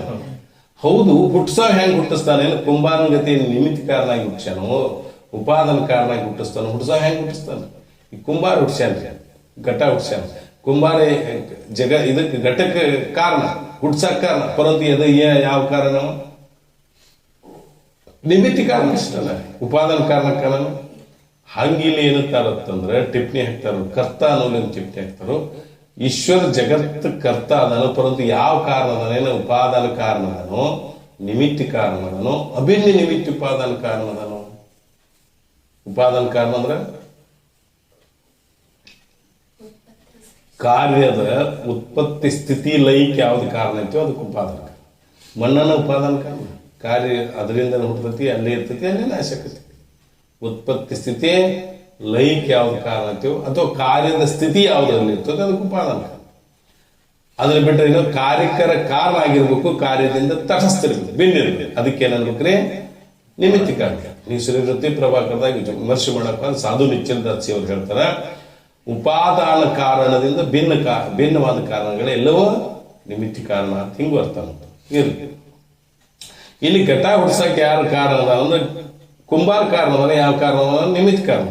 ಇಲ್ಲೇನ ಬ್ರಹ್ಮ ಈಶ್ವರನ ಜಗತ್ತಿನ ಹುಟ್ಸಕ್ ಕಾರಣ ಜನಕದಾನ, ಹೌದು ಜಗತ್ ಕರ್ತ ಅದಾನ. ಏನ ಕುಂಬಾರನ ಗತಿ ನಿಮಿತ್ತ ಕಾರಣದನು, ಉಪಾದಾನ ಕಾರಣದನು. ವಿಚಾರ ಮಾಡಪ್ಪ ಅಂದ್ರೆ ಎರಡೂ ಅವನದನ, ಅಭಿನ್ನ ನಿಮಿತ್ತ ಉಪಾದಾನ ಕಾರಣ. ಏನದಂದ್ರೆ ಅಭಿನ್ನ ನಿಮಿತ್ತ ಉಪಾದಾನ, ಎರಡೂ ಜಗತ್ತಿಗೆ ಅವನೇ ಕಾರಣ ಅದಾನ. ಹೌದು, ಎರಡೂ ಅವನ ಕಾರಣ ಅಂದ್ರೆ ಈಶ್ವರ ಉಪಾಧಿ ಆದದ್ದು ಯಾವುದು? ಮಾಯ. ಮಾಯನ ಜಗತ್ತಿಗೆ, ಮಾಯಾ ಅವಳು ಈಶ್ವರನ ಜಗತ್ತಿಗೆ ಉಪಾದಾನ ಕಾರಣ ಅದಂದ್ರೆ ಜಗತ್ತೆಲ್ಲ ಏನಾಗ್ಬೇಕ್ರಿ? ಸರ್ವಜ್ಞತ್ವ ಆಗ್ಬೇಕು, ಕಲ್ಲ ಕಟ್ಟಿಗೆ ಮೊದಲು ಮಾಡ್ಕೊಂಡು. ಹೌದಿಲ್ಲ? ಮತ್ತು ಉಪಾದಾನ ಅದ ಆತಲ್ಲ. ಮಣ್ಣಿನ ಎಲ್ಲ ಆಗಿರ್ತತಿ, ಮಣ್ಣಿನ ಸ್ವರೂಪನ ಎಲ್ಲ ಇರ್ತತಿ. ಹೆಂಗ ಮತ್ತೆ ಈಶ್ವರ ಸ್ವರೂಪನ ಎಲ್ಲ ಪದಾರ್ಥಗಳಾಗ್ಬೇಕಾಕತಿ. ಅಲ್ಲಿ ಏನ್ ಮಾಡ್ಯಾರ ಗೊತ್ತಂದ್ರ, ಶುದ್ಧ ಸತ್ವಗುಣ ಮಾಯೆ ಉಪಾಧಿ ಮಾಡಿಕೊಂಡು ಜಗತ್ತಿಗೆ ನಿಮಿತ್ತ ಕಾರಣ ಯಾರಾಗ್ಯಾರಿ? ತಮೋಗುಣ ಪ್ರಧಾನ ಪ್ರಕೃತಿಯನ್ನು ಆಶ್ರಯಿಸಿ ಉಪಾದಾನ, ಪ್ರಕೃತಿಯನ್ನು ಆಶ್ರಯಿಸಿ ಉಪಾದಾನ ಕಾರಣಗೇನು, ಮಾಯೆಯನ್ನು ಆಶ್ರಯಿಸಿ ನಿಮಿತ್ತ ಕಾರಣ. ಅದಕ್ಕೆ ಈ ರೀತಿಯಾಗಿ ಈಶ್ವರ ಹೆಂಗದಲ್ಲಿ ಅಭಿನ್ನ ನಿಮಿತ್ತ ಉಪಾದಾನ ಕಾರಣ. ಹೆಂಗದರೆ ಅಭಿನ್ನ ನಿಮಿತ್ತ ಉಪಾದಾನ ಕಾರಣ ಯಾರದರೆ? ಈಶ್ವರ. ಅದಕ್ಕೆ ಹೇಳ್ತಾರೆ ಇಲ್ಲಿ, ಮಾಯಲ್ಲಿ ಉಂಟಾದ ಬ್ರಹ್ಮಚೇತನದ ಪ್ರತಿಬಿಂಬ. ಬ್ರಹ್ಮಚೇತನ ವ್ಯಾಪಕ, ಮಾಯಲ್ಲಿ ಉಂಟಾದ ಬ್ರಹ್ಮಚೇತನ ಪ್ರತಿಬಿಂಬ, ಅಧಿಷ್ಠಾನ ಬ್ರಹ್ಮ, ಮಾಯಾ ಸಹಿತ ಸರ್ವಜ್ಞ ಜಗತ್ಕರ್ತ. ಅಂದ್ರೆ ಮಾಯೆ, ಅಲ್ಲಿರ್ತಕ್ಕಂಥ ಚಿರಾಭಾಸ, ಅಧಿಷ್ಠಾನ ಬ್ರಹ್ಮ, ಇವಷ್ಟು ಕೂಡ ಏನಾಗಿದ್ರೆ ಈಶ್ವರ ಅಂತಕ್ಕಂಥ ಶಬ್ದದ ಅರ್ಥ. ಸರ್ವಜ್ಞತ್ವ ಶಕ್ತಿ ಉಳ್ಳವ ಯಾರಾದರೆ ಈಶ್ವರನ, ಅವನ ಜಗತ್ತ ಕರ್ತ ಅದಾನ. ಅದಕ್ಕೆ ಈಶ್ವರ ಅಂದ್ರೆ ಯಾವುದು? ಮಾಯಾ ಉಪಾಧಿ. ಇನ್ನು ಜೀವತ್ತೆ ಅದಕ್ಕೆ ಅನ್ಬೇಕು, ಅವಿದ್ಯೆಯಲ್ಲಿ ಉಂಟಾದ ಬ್ರಹ್ಮಚೇತನ ಪ್ರತಿಬಿಂಬ, ಅಧಿಷ್ಠಾನ ಕೂಟಸ್ಥ, ಅವಿದ್ಯೆ ಸಹಿತ ಭೋಕ್ತ ಅಲ್ಪಜ್ಞ ಚೇಮ. ಕೂಟಸ್ಥ ಹೆಂಗದಾನ್ರಿ ಜೀವ ಅಂತಂದ್ರ ಅವಿದ್ಯೆ, ಮಲ್ಲಿನ ಸತ್ವ ಅವಿದ್ಯೆ. ಅವಿದ್ಯೆಯಲ್ಲಿ ಅಲ್ಲಿ ಮಾಯಲ್ಲಿ ಉಂಟಾದ ಬ್ರಹ್ಮಚೇತನ ಪ್ರತಿಬಿಂಬ, ಇಲ್ಲಿ ಅಧಿವಿದ್ಯೆಯಲ್ಲಿ ಉಂಟಾದ ಎರಡೂ ಚೇತನ, ಅದು ಬ್ರಹ್ಮಚೇತನ ಪ್ರತಿಬಿಂಬನ ಐತಿ, ಇದು ಬ್ರಹ್ಮಚೇತನ ಪ್ರತಿಬಿಂಬನ ಐತಿ. ವಿಚಾರ ಮಾಡಕ್ ಹೋದ್ರೆ ಎರಡೂ ಪ್ರತಿಬಿಂಬಿತ ಚೇತನ ಏನು? ಬ್ರಹ್ಮಚೇತನ ಐತಿ. ಅವಿದ್ಯೆಯಲ್ಲಿ ಉಂಟಾದ ಬ್ರಹ್ಮಚೇತನ ಪ್ರತಿಬಿಂಬ, ಅಧಿಷ್ಠಾನ ಅವಿದ್ಯೆಗೆ ಅಧಿಷ್ಠಾನ ಯಾವ ಚೇತನ? ಅಧಿಷ್ಠಾನ ಚೇತನ. ಅಧಿಷ್ಠಾನ ಅಂದ್ರೆ ಏನ್ ಹೇಳ್ತಾರೆ? ಅಧ್ಯಸ್ಥ ಆಶ್ರಯ, ಅಥವಾ ತಾನು ನಿರ್ವಿಕಾರ ಸ್ಥಿತಿಯಲ್ಲಿದ್ದು ಅವಿದ್ಯಕೃತ ಕಲ್ಪಿತ ಕಾರ್ಯಗಳಿಗೆ ಆಶ್ರಯವಾದದ್ದು ಅಧಿಷ್ಠಾನ. ಅಧಿಷ್ಠಾನ ಕೂಟಸ್ಥ. ಕೂಟಸ್ಥ ಅಂದ್ರೆ ಎಟ್ಟಾದ ವಿದ್ಯೆ ಐತೋ ಅಟ್ಟ, ಅಥವಾ ಅಂತಃಕರಣ ಎಟ್ಟೈತೋ ಅಟ್ಟ ಚೇತನ, ಕೂಟಸ್ಥ ಚೇತನ. ಅವು ಮತ್ತೆ ಹೆಂಗದಲ್ಲಿ ಭೋಕ್ತ ಅಲ್ಪಜ್ಞ ಜೀವ ನಿಮಿಸುತ್ತಾನೆ. ಈ ಮೂರು ತಗೋಬೇಕು, ಅವಿದ್ಯ, ಬ್ರಹ್ಮಚೇತನ ಪ್ರತಿಬಿಂಬ, ಅಧಿಷ್ಠಾನ ಕೂಟಸ್ಥ. ಕೆಟ್ಟ ಆಶ್ರಯ ಆಗೈತಿ ಅಟ್ಟ ಚೇತನ, ಕೂಟಸ್ಥ ಚೇತನ. ಈ ಮೂರು ತಗೊಂಡು ಹೆಂಗದಾನು? ಭೋಕ್ತ ಅಲ್ಪಜ್ಞ ನಿಮಿಸುತ್ತಾನೆ. ಹೆಂಗದಾನ ಅಂದ್ರೆ ಭೋಗುಳ್ಳವದಾನ. ಈಶ್ವರಕ್ಕೆ ಭೋಗುದಿಲ್ಲ, ಸುಖ ದುಃಖ ಸಾಕ್ಷಾತ್ಕಾರ ಭೋಗ ಯಾರಿಗೆ ಹೇಳ? ಭೋಗ ಅಂದ್ರ ಸುಖ ದುಃಖ, ಸುಖ ದುಃಖ ಅನ್ಯತರ ಸುಖರಾಗ್ಲಿ ದುಃಖರಾಗ್ಲಿ ಅವುಗಳ ಸಾಕ್ಷಾತ್ಕಾರ ಆಗೋದಕ್ಕೆ ಭೋಗ. ಶಂಭುಲಿಂಗ ಅಪ್ಪಾಜಿಯವರು ಒಂದು ವಿಶೇಷವಾದ ಲಕ್ಷ್ಯ ಮಾಡ್ತೀನಿ, ನಿಮ್ಗೆ ಗೊತ್ತಿಲ್ಲ. ಸ್ವರೂಪ ಸುಖೇ ಬಿನ್ ಸುಖ ದುಃಖ ಅನ್ಯತರ ಸಾಕ್ಷಾತ್ಕಾರ ಭೋಗ ಅಂತ ಹೇಳ್ತೀನಿ, ನಿಮ್ಗೆ ಗೊತ್ತಿಲ್ಲ. ಸುಖದ ಸಾಕ್ಷಾತ್ಕಾರ ಭೋಗ ಅಂದೀವಿ ಅಂದ್ರ ಸ್ವರೂಪ ಸುಖನು ಸಾಕ್ಷಾತ್ಕಾರ ಆಕೈತಿ, ಅದಕ್ಕೆ ಭೋಗ ಅನ್ಬೇಕನ. ವಿಷಯಗಳಿಂದ ಆದ ಸುಖದ ಸಾಕ್ಷಾತ್ಕಾರ ಭೋಗ ಹೇಳ್ಬೇಕನ. ಆತ್ಮಾನಂದನು ಭೋಗ ಅನ್ಬೇಕಾಕೈತಿ. ಮತ್ತು ಭೋಗ ಅನ್ನೋನಲ್ರಿ ಏನಾಕೈತಿ ಅಂದ್ರೆ ತೊಲಗಿ ಭೋಗವನ್ನು ಪರಮಾತ್ಮವನ್ನು ಮತಿ ನಿಲ್ಲಿಸಿ ಸುರತರ ಸುಖ ಮೈತಿರುವುದಂತೆ. ಅದೇ 4 ಮಂದಿ ಜ್ಞಾನಿ ಹೇಳುವಾಗ ಭೋಗ ತೊಲಗಿ ಯಾವ ಇರ್ತಾನೋ ಅವಂಗ ಏನ್ ಹೇಳ್ತೀನಿ ಸುರತರ ಹಂಗ ಹೇಳುವಾಗ ತೊಲಗಿ ಭೋಗ ಅನ್ನೋದು ಭೋಗ ಬಿಟ್ಟು ಆನಂದ ಯಾವ್ದೈತಿ? ಆತ್ಮಾನಂದ. ಅದು ಅರ್ಧ ಸಹಿತ ಅದೇ ಜ್ಞಾನ ಪ್ರತಿಪಾಸ್ತರ ಹೇಳ್ತಾರೆ 19. ಭೋಗಂಗಳ ಮೇಳನವಿಲ್ಲದ ಸವಿಯುವ ಸವಿಯ ಆತ್ಮಾನಂದ ಏನೈತಿ? ಬ್ರಹ್ಮಾನಂದ ಭೋಗದ ಮೇಳ ಅಲ್ಲ, ಭೋಗಂಗಳ ಮೇಳನವಿಲ್ಲದೆ ಸವಿ. ಆತ್ಮಾನಂದ ಭೋಗ ಅಲ್ಲ. ಶ್ರೀಮನ್ಯ ಜಿಂಶುಗಳು ವಿಚಾರ ಪ್ರಕಾರ ನೋಡ್ಲಿಕ್ಕೆ ಹೋದ್ರೆ ಆತ್ಮಾನಂದ ಏನಲ್ಲ, ಭೋಗ ಅಲ್ಲ. ಆನಂದ ಸಾಕ್ಷಾತ್ಕಾರಕ್ಕೂ ನೀವು ಭೋಗ ಅಂದ್ರೆ ಮತ್ತೆ ಲಕ್ಷಣ ಅಲ್ಲಿ ಹೋಗತಿ. ದುಃಖರಾಗ್ಲಿ ಆನಂದ ಸಾಕ್ಷಾತ್ಕಾರಕ್ಕೆ ಲಕ್ಷಣ ಇಲ್ಲ ಅಂತಾರೇನೆ ಅತಿ ವ್ಯಾಪ್ತಿ ಆಕತಿ. ಯಾವ್ದು ಭೋಗ ಅಲ್ಲೋ ಅಲ್ಲಿ ಹೋಗತಿ. ಅಂದ್ಮೇಲೆ ಏನ್ ಮಾಡ್ಬೇಕ್ರಿ? ಸ್ವರೂಪ ಸುಖೇಬಿನ ಸುಖದ ಕನ್ಯತರ ಸಾಕ್ಷಾತ್ಕಾರ ಭೋಗ. ಅದನ್ನ ಬಿಟ್ಟು ಹೇಳಿದೀವಿ ಅಂದ್ರೆ ಕರೆಕ್ಟ್, ಅದು ಲಕ್ಷಣ ಏನಾಕತಿ?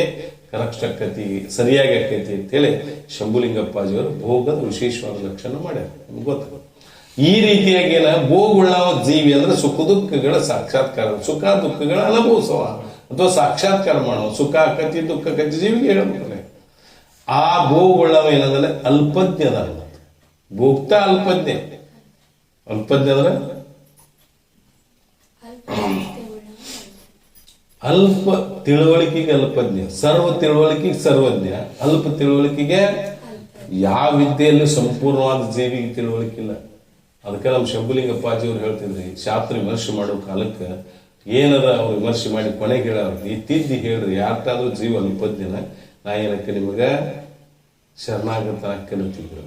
ಹಂಗೇನಾಗೈತಿ ಅಂದ್ರೆ ಅಲ್ಪಜ್ಞ ಅಂದ್ರೆ ಸರ್ವಜ್ಞಾನ ಜೀವಿಗೆ ಯಾವ ಜೀವಿಗಿಲ್ಲ. ಎಲ್ಲಾ ಬಲ್ಲವ ಯಾರ ಜೀವಿ ಇದಾರೆ ಅಂದ್ರೆ ಯಾರು ಎಲ್ಲಾ ಬಲ್ಲವ್ರಿಲ್ಲ. ಅದು ಎಲ್ಲಾ ಬಲ್ಲವ ಯಾರೇ ಸರ್ವಜ್ಞ. ಸರ್ವಜ್ಞಿಗೆ ಹೇಳ್ಯಾರಲ್ರಿ, ಸರ್ವಜ್ಞ ಅಂತ ಹೇಳಿ ವಿಶೇಷ ಹೇಳಿದಂಗೆ ಹೇಳ್ಯಾರ. ಎಲ್ಲರಲ್ಲಿ ಒಂದೊಂದು ನುಡಿಗಿಲ್ದು ವಿದ್ಯೆದ ಪರ್ವತನಾದ ಸರ್ವಜ್ಞ ಅಂತ ಒಂದೊಂದು ಹೆಸರು. ಎಲ್ಲ ಬಲ್ಲಾವ ಅಂದ್ರೆ ಈಶ್ವರತೆ ಎಲ್ಲ ಬಲ್ಲಾವ ಅಂತವನು ಯಾರು ಸರ್ವಜ್ಞನು. ಹಂಗಿಲ್ಲಿ ಏನಾಗೈತಿ ಅಂದ್ರೆ ಜೀವಿ ಹೆಂಗದಾನ ಅಂದ್ರೆ ಅಲ್ಪಜ್ಞರ ಸರ್ವ ತಿಳುವಳಿಕೆ ಎದರಲ್ಲಿ ಇಲ್ಲ. ಸಂಪೂರ್ಣವಾದ ಈಶ್ವರಗತೆ ಸರ್ವಜ್ಞ ಅಂತ ಅಲ್ಲ, ಯಾವುದೇ ಒಂದು ವಿದ್ಯೆಯಲ್ಲಿ ಸಹ ಸಂಪೂರ್ಣ ತಿಳುವಳಿಕೆ ಅವಂಗಿರೋದಿಲ್ಲ. ಬಹಳ ಶಾಲೆ ಅದಾನ ಅಂದ್ರೆ ಏನಾರ ಒಂದ್ ಕಡೆ ಅಲ್ಪಜ್ಞ ಇರತೈತೆ. ಯಾರೋ ಜೀವಿಗಳು ಅಲ್ಪಜ್ಞ, ಈಶ್ವರ ಸರ್ವಜ್ಞ, ಜೀವಿ ಯಾಕೆ ಅಲ್ಪಜ್ಞ ಅದ? ಅವ್ನ ಮಾಯಾ ಉಪಾಧಿ ಉಳೈತಿ ಸರ್ವಜ್ಞ ಅದಾನ, ಇವ್ನ ಅವಿದ್ಯ ಉಪಾಧಿ ಉಳೈತಿ ಅಲ್ಪಜ್ಞ. ಅದಕ್ಕೆ ಈ ರೀತಿಯಾಗಿ ಏನಾಗೈತಿ ಜೀವ ಈಶ್ವರನ ಆರೋಪ ಮಾಡಿ ಹೇಳಿದ್ದೀವಿ. ಈಶ್ವರತೆ ಅದಕ್ಕೆ ಅನ್ಬೇಕ್ರಿ,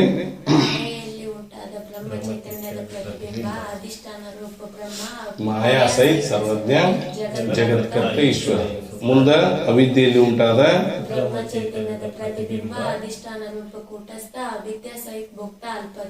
ಜೀವ ಅಂತ ಹೇಳಿದ್ವಿ. ಈ ಜೀವ ಈಶ್ವರ ಆದ್ರೂ ಅನಾದಿ ಕಲ್ಪಿತರಿರುತ್ತಾರೆ.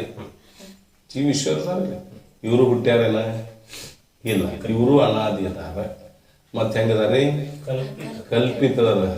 ಈಶ್ವರ ಕಲ್ಪಿತ. ಆರೋಪದಾಗ ಎಲ್ಲ ಬಂದ್ರೆ ಈಶ್ವರ ಬಂದ, ಈಶ್ವರ ಯಾರು ಬಂದ್ರು ಕಲ್ಪಿತ. ಅನುಭವ ಸಾರದಲ್ಲಿ ಹೇಳ್ತಾರೆ ಶ್ರೀಮನಿಜಿಗಳು, ಈಶ್ವರಾದಿಗಳ ಕಲ್ಪಿತನೇ ಹೇಳ್ತಾರೆ. ಈಶ್ವರ ಕಲ್ಪಿತ, ಜೀವ ಈಶ್ವರಾದಿ ಕಲ್ಪಿತ ಸ್ಪಷ್ಟ ಹೇಳ್ತಾರೆ.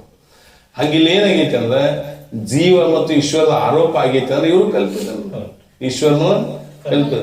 ಆ ಜೀವ ಈಶ್ವರ ಇಬ್ರು ಅನಾದಿ ಅದಾರ ಮತ್ತು ಕಲ್ಪಿತ ಅದಾರ. ಇವರು ಇಲ್ದ ತೋರ್ತಾರ. ನಿಮಗೆ ನಾ ಹಗಲಲ್ಲಿ ಹೇಳ್ತೇನೆ, ಶಾಸ್ತ್ರ ಕೇಳ್ಬೇಕಾದ್ರೆ ಏನ್ ಕೇಳುದ್ರಿ? ಆ ಶುದ್ಧ ಬ್ರಹ್ಮ ಸಾಮಾನ್ಯ ಚೇತನ, ಪರಶಿವ ಚೇತನ ಒಂದು ಸತ್ಯ, ಉಳಿದದ್ದು ಇದನ್ನು ಗಟ್ಟಿ ಹಿಡಿದ ಶಾಸ್ತ್ರ ಕೇಳಬೇಕು. ಶ್ರೀಮನ್ ನಿಜಗುಂಶಿಗಳು ಅನುಭವ ಸಾರದಲ್ಲಿ ಬರೀತಾರೆ, ಒಂದರೆ ಮುಂದೆ 1, 2, 3 ಬಿಂದು ಬರೆ. ಒಂದು ಬರದ್ರೆ ಅಂದ್ರೆ 10, 2 ಬಿಂದು ಬರೆದ್ರೆ 3 ಬರೆದ್ರೆ ಅಂದ್ರೆ 4 ಬರೆದ್ರೆ ಅಂದ್ರೆ 10,000. ಮುಂದ ಮತ್ ಲಕ್ಷ, ದಶಲಕ್ಷ, ಕೋಟಿ, ಕರ್ವ, ನಿಕರ್ವ, ಶಬ್ದ, ಸಾಗರ, ಅಂತ್ಯ, ಮಧ್ಯ, ಪರ. ನೀವು ಎಷ್ಟು ಬರೀತೀರಿ ಎಷ್ಟು ದೊಡ್ಡದಾಕೋತ ಹೋಗತಿ. ಪರಂತು ಒಂದ್ ಅಳಕಿಸಿದ್ರಿ ಅಂದ್ರೆ ಹಂಗಿರುವುದೇ ಒಂದು ಸತ್ಯ ಐತಿ, ಉಳಿದದ್ದೆಲ್ಲವ ಈಶ್ವರ ಮಾಡ್ಕೊಂಡು ಎಲ್ಲ ಕಲ್ಪಿತನ, ಆರೋಪಿತ. ಇರೋದು ಶುದ್ಧ ಬ್ರಹ್ಮ ಒಂದು ಸತ್ಯ. ಹಂಗೆ ಜೀವ ಈಶ್ವರ ಆದ್ರೂ ಸಹಿತ ಏನಾಗಿದೆ? ಕಲ್ಪಿತದಾರ. ಜೀವ ಈಶ್ವರ ಆದ್ರೂ ಕಲ್ಪಿತದಾರ. ಹೆಂಗದಾರ ಅಂದ್ರೆ ಅನಾದಿ ಕಲ್ಪಿತದ. ಅವರು ಹುಟ್ಟಿಲ್ಲ, ಅನಾದಿ ಕಲ್ಪಿತದಲ್ಲಿರ್ತಾರೆ. ಈಶ್ವರನ ಉಪಾಧಿಯಾದ ಮಾಯೆ ಏಕ ಮತ್ತು ಅಪೇಕ್ಷಿಕ ವ್ಯಾಪಕತ್ವಗಳು ಇದ್ದದ್ದಾದ್ರೆ ಈಶ್ವರನಾದ್ರೂ ಏಕ ಮತ್ತು ವ್ಯಾಪಕ ನೆನೆಸುತ್ತಾನೆ. ಈಶ್ವರ ಮಾಯೆ ಐತಿ. ಮಾಯೆ ಎಷ್ಟು ದೊಡ್ಡದೈತಿ? ಒಂದೈತಿ ಮಾಯೆ, ಹೌದು. ಮತ್ತೆ ಹೆಂಗೈತಿ? ಏಕ ಮತ್ತು ಅಪೇಕ್ಷಿಕ ವ್ಯಾಪಕತ್ವಗಳಂತ ಇದ್ರೆ ಹೇಗೆಂದ್ರೆ ಈ ದೃಷ್ಟಾಂತ ಕೊಡ್ತಾರೆ. ಯಾವುದು ಕಾರ್ಯವನ್ನು ಅಪೇಕ್ಷಿಸಿ ವ್ಯಾಪಕವಾಗಿರುತ್ತದೆ, ಕಾರಣವನ್ನು ಅಪೇಕ್ಷಿಸಿ ಪರಿಚ್ಛಿನ್ನವಾಗಿರುತ್ತದೆ. ಹೆಂಗಂದ್ರೆ ಈಗ ನೀವು ಮಣ್ಣಿನಿಂದ ಏನ್ ಮಾಡ್ಯಾರ ಅಂದ್ರೆ ಒಂದು ಮಗಿ ಮಾಡ್ಯಾರ ಅಂತ ತಿಳ್ಕೊರಿ. ಆ ಕೊಡ ಮಣ್ಣಿನಿಂದ ಮಾಡಿದ ಕೊಡ ಆ ಮಗಿಗಿಂತ ದೊಡ್ಡದಲ್ಲ. ಮಗಿ ಏನಂತಾರೆ ಈಗ ಸಣ್ಣ ಮಾಡ್ತಾರಲ್ಲ. ಮತ್ತ ಆ ಮಣ್ಣಿನ ಅಪೇಕ್ಷೆ ಮಾಡಿದ್ರೆ ಪರಿಚ್ಛಿನ್ನ. ಹಂಗೆ ಹೇಳ್ತಾರೆ, ಗ್ರಹವು ಘಟಾದಿಗಳ ಅಪೇಕ್ಷೆಯಿಂದ ವ್ಯಾಪಕವಾಗಿಯೂ ಗ್ರಾಮದ ಅಪೇಕ್ಷೆಯಿಂದ ಪರಿಚ್ಛಿನ್ನವಾಗಿರುತ್ತದೆ. ಮಣಿ ಐತ್ರಿ, ಮಣಿ ದೊಡ್ಡದು ಹೌದಿಲ್ಲ? ಎದರ ಅಪೇಕ್ಷೆ ಅಂದ್ರೆ ಕೊಡೋದಕ್ಕಿಂತ ಮನಿ ದೊಡ್ಡದು, ಮನಿ ಊರ್ಕಿಂತ ದೊಡ್ಡದನ, ಊರ ಅಪೇಕ್ಷೆ ಅಂದ್ರೆ ಮನಿ ಪರಿಚಯ. ಅದರಂತೆ ಭೂತಾದಿ ಅಪೇಕ್ಷೆಗಳಿಂದ ಮಾಯವು ವ್ಯಾಪಕವಾಗಿಯೂ ಈ ಆಕಾಶಾದಿ ಪಂಚಮಹಾಭೂತಗಳ ಉತ್ಪತ್ತಿಗೆ, ಎದರಿಂದ ಉತ್ಪತ್ತಿಗೆ? ಮಾಯಿಂದನೇ ಉತ್ಪತ್ತಿಗೆ ಅಂದ್ರೆ ಒಂದಕ್ಕಿಂತ ಒಂದು 10 ಪಟ್ಟು ಹೇಳ್ತೀನಿ ದೊಡ್ಡದು. ಪೃಥ್ವಿಗಿಂತಲೂ 10 ಪಟ್ಟು, ಜಲದಕ್ಕಿಂತಲೂ 10 ಪಟ್ಟು, ಅಗ್ನಿಕ್ಕಿಂತಲೂ 10 ಪಟ್ಟು, ವಾಯುವಿನಕ್ಕಿಂತಲೂ 10 ಪಟ್ಟು, ಆಕಾಶಕ್ಕಿಂತಲೂ 11 ಪಟ್ಟು ಮಾಯ ಐತಿ. ಅಂದ್ರೆ ಏನಾಯ್ತು, ಈ ಪಂಚಮಹಾಭೂತಗಳನ್ನು ಅಪೇಕ್ಷೆ ಮಾಡಿದ್ರೆ ಮಾಯ ಏನಾತ್ರೆ ವ್ಯಾಪಕ, ಅಪೇಕ್ಷೆ ಮಾಡ್ಕೊಂಡ್ರೆ ನೋಡಿ. ಇನ್ನು ಬ್ರಹ್ಮದ ಅಪೇಕ್ಷೆಯಿಂದ ಏನಾತ್ರಿ ಮಾಯೆ? ಸಾಮಾನ್ಯ ಚೇತನ ಪರಶಿವ ಬ್ರಹ್ಮದ ಅಪೇಕ್ಷೆಯಿಂದ ನೋಡೋಣ ಅಂದ್ರೆ ಏನೈತ್ರಿ ಪರಿಚಿನ. ಅಂದ್ರೆ ಮಾಯ ಏನಂದಂಗಾತ್ರಿ ಅಪೇಕ್ಷಿಕ ವ್ಯಾಪಕ ಉಳ್ಳದೈತಿ. ದ್ವಾಡದನ್ನೋದು ಅಂದ್ರೆ ಹೆಂಗ್ ವ್ಯಾಪಕ ಹೇಳೋದನ್ನ ಅಪೇಕ್ಷೆ ಮಾಡ್ಕೊಂಡು ಹೇಳಿವಿ ನಾವು. ಭೂತಾದಿ ಅಪೇಕ್ಷೆ ಮೂಲ ಬ್ರಹ್ಮದ ಅಪೇಕ್ಷೆಯಿಂದ ಅದು ಪರಿಚಿನ ಐತಿ. ಅದಕ್ಕೆ ಅಪ್ಪಾಜಿಯವ್ರು ಹೇಳ್ತೀನಿ, ನಿಮ್ಗೆ ಗೊತ್ತಿರಿ, ಒಂದು ಗೆರಿ ಬರದ್ರಿ ಬೋರ್ಡ್ ಮೇಲೆ, ಒಂದು ಬೋರ್ಡ್ ಮೇಲೆ ಒಂದು ಗೆರಿ ಬರದ್ರಿ. ಆ ಗೆರಿ ಸಾಣದು ದ್ವಾಡದು ಅಂತ ಹೇಳಕ್ ಬರೋದಿಲ್ಲ. ಅದ್ರ ಮಗಲ್ ಸಾಣದು ಬರದ್ರಿ ದ್ವಾಡದಕ್ಕೈತಿ, ದ್ವಾಡದ ಬರದ್ರಿ ಅದು ಸಾಣದೈತಿ. ಹಿಂಗ ಅಪೇಕ್ಷೆಯಿಂದ ಹೇಳೋದು. ಹಂಗ ಈಶ್ವರ ಉಪಾಧಿ ಆದ ಮಾಯೆ ಏಕ ಮತ್ತು ಅಪೇಕ್ಷಿಕ ಉಳ್ಳದ್ದಾಗಿ ಒಂದೇ ಐತಿ. ಮಾಯಲ್ಲಿ ಬೇರೆ ಬೇರೆ ಇಲ್ಲ, ಒಂದ ಮಾಯೆ ಐತಿ. ಮತ್ತೆ ಎಂತ ಐತ್ರಿ? ಅಪೇಕ್ಷಿಕ ವ್ಯಾಪಕ, ನಿರಪೇಕ್ಷಿಕ ವ್ಯಾಪಕ ಅಲ್ಲ, ಅದು ಅಪೇಕ್ಷಿಕ ವ್ಯಾಪಕ. ಆ ಉಪಾಧಿ ಈಶ್ವರ್ಗೈತೆ. ಈಶ್ವರನಾದ್ರು ಒಬ್ಬ ಅದಾನ, ಅವನು ಅಪೇಕ್ಷಿಕ ವ್ಯಾಪಕತ್ವ. ಮಾಯೆ ಎಟ್ಟೈತೋ ಅಟ್ಟ ದೇಶ, ಈಶ್ವರ ದೇಶ ಅಟ್ಟ. ಮಾಯೆ ಎಟ್ಟೈತೋ ಅಟ್ಟಲ್ಲ. ಒಂದು ಈಶ್ವರ ಬ್ರಹ್ಮನ್ ಅಂತ ಹೇಳ್ತೀವಿ ಹೇಳಕ್ ಅವನ ಉಪಾಧಿ ಎಟ್ಟೈತೆ ಅಟ್ಟ ಹೇಳ್ಬೇಕು. ಅದಕ್ಕೆ ಆ ಈಶ್ವರ ಆದ್ರೂ ಏನಾಗ್ಯಾರೆ ಅಪೇಕ್ಷಿಕ ಏಕ ಮತ್ತು ಅಪೇಕ್ಷಿಕ ವ್ಯಾಪಕತ್ವ ಉಳ್ಳವನಾಗಿರ್ತಾರೆ. ದೇವರ ಹಬ್ಬ ಇಲ್ಲ. ದೇವ ಮತ್ತು ಅನೇಕ ದೇವರು ಹೇಳ್ತೀರಿ ಅಂದ್ರೆ ಅಂಬಿಗರ ಚೌಡರಲ್ಲಿ ಒಂದು ವಚನ ಬರೀತಾರೆ, ಕಲ್ಲ ಕಡಿ ಇವೆಲ್ಲ ದೇವ್ರ ಪರಿಚಯ ಭಾವ ಮಾಡಿದ್ರು ನಾವು ಭಕ್ತನಲ್ಲತ್ತ. ಎಲ್ಲ ವ್ಯಾಪಕವಾಗಿರ್ತಕ್ಕಂಥ ಒಬ್ಬ ಭಗವಂತ ತಿಳ್ಕೊಂಡು ಅವ್ನು ನಿಜವಾದ ಭಕ್ತ ಅನ್ನೋ ಅಂತ ಹೇಳ್ತಾರೆ. ಹಂಗ ಈಶ್ವರ ಒಬ್ಬರು ಅವನಿಗೆ ಅಂದ್ರೆ ಈಶ್ವರ ಒಬ್ಬರ. ನೀವು ಅವನು ಈಶ್ವರನ ಬೇರೆ ಬೇರೆ ರೂಪದಿಂದ ಹೇಳ್ಬೋದು, ನೀವು ಏನದಿಲ್ಲ. ವಿಧಿರ, ಚಂದ್ರ ಇವೆಲ್ಲ ತರಂಗ ರೂಪದಿಂದ ವಿಚಾರಿಸೋದು ಹೇಳ್ತಾರೆ. ಹಂಗಿರಾವ್ ಈಶ್ವರ ಏನಾಗಂದ್ರೆ ಒಬ್ಬನ. ಅದಕ್ಕೆ ಏಕ ಮತ್ತು ಅಪೇಕ್ಷಿಕ ವ್ಯಾಪಕತ್ವ. ಮತ್ತು ಜೀವನ ಉಪಾಧಿಯಾದ ವಿದ್ಯೆ ಪರಿಚಿನ್ನ ಮತ್ತು ನಾನಾ ಆಗಿರೋದ್ರಿಂದ ಜೀವನ ಉಪಾಧಿ ಹೆಂಗೈತ್ರಿ? ಪರಿಚಿನ್ನ ಅಂದ್ರೆ ದೇಶಕಾಲ ಪರಿಚಿನ್ನ ಐತೆ, ಸೀಮಿತ ಉಳಿತೈತಿ. ದೇಶಕಾಲ ವಸ್ತುಗಳಿಂದ ಸೀಮಿತ ಐತಿ. ಪರಿಚಿನ್ನ ಅಂದ್ರೆ ಸೀಮಿತ. ಹೆಂಗಂದ್ರೆ ಮನ್ಯಾಗಿದ್ದಿ ಜೀವಿ ಹೊಲ್ದಾಗಿರ್ತಾನ, ಹೊಲ್ದಾಗಿದ್ದವ ಮತ್ ಪರಿಚಯ ಅಲ್ಲಿ ಎಷ್ಟೇ ಇರ್ತಾನ. ಮತ್ ಹೆಂಗಂದ್ರೆ ಜೀವಿಗಳು ಅನೇಕರದಾರ, ಜೀವಿಗಳೇನಂದ್ರೆ ಅನೇಕರದಾರ, ಏಕಿಲ್ಲ. ಈಶ್ವರ ಒಬ್ಬ ಅದಾನ. ಜೀವಿಗಳ ಅವ್ರ ಉಪಾಧಿ ಅದು ಪರಿಚಿನ ನಾನಾ ಆಗಿರೋದು ಜೀವರಾದ್ರೂ ಸಹಿತ ಏನಂದ್ರೆ ನಾನಾ ಇರ್ತಾರೆ. ಅದೇ ಜೀವರ ಉಪಾಧಿ ಅದ ವಿದ್ಯೆ ನಾನಾ ಮತ್ತು ಪರಿಚಿನ್ನ ಉಳ್ಳದ್ದಾಗಿರೋ ಜೀವರಾದರೂ ನಾನಾ ಮತ್ತು ಪರಿಚಿನ್ನ ಉಳ್ಳವರಾಗಿರುತ್ತಾರೆ. ಈ ರೀತಿಯಾಗಿ ಜೀವ ಈಶ್ವರಾದಿಗಳ ಇದನ್ನ ಸ್ವರೂಪವನ್ನು ಹೇಳಿದ್ರು. ಇನ್ನ ಸೃಷ್ಟಿ ಪೂರ್ವದಲ್ಲಿ ಆ ಜೀವೀಶ್ವರ ಭೇದವಾದರೂ ಸಹಿತ ಅನಾದಿ ಕಲ್ಪಿತವಿರುತ್ತದೆ.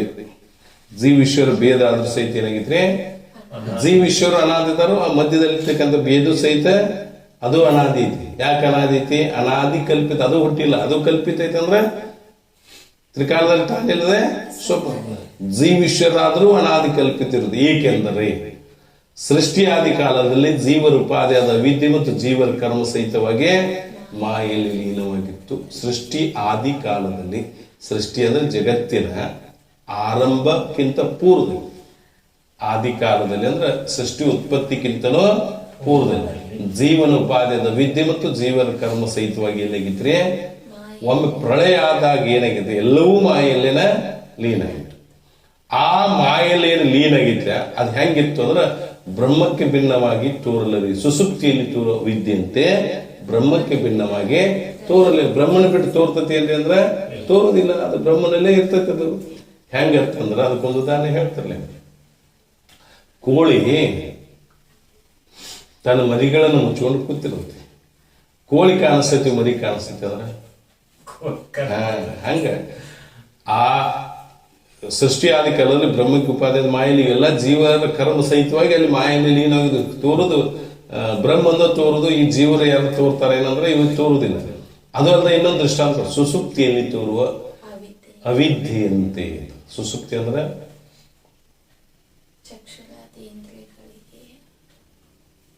ಸುಸುಪ್ತಿ ಅಂದ್ರೆ ನಿದ್ದೆ, ಸುಖ ಗೋಚರ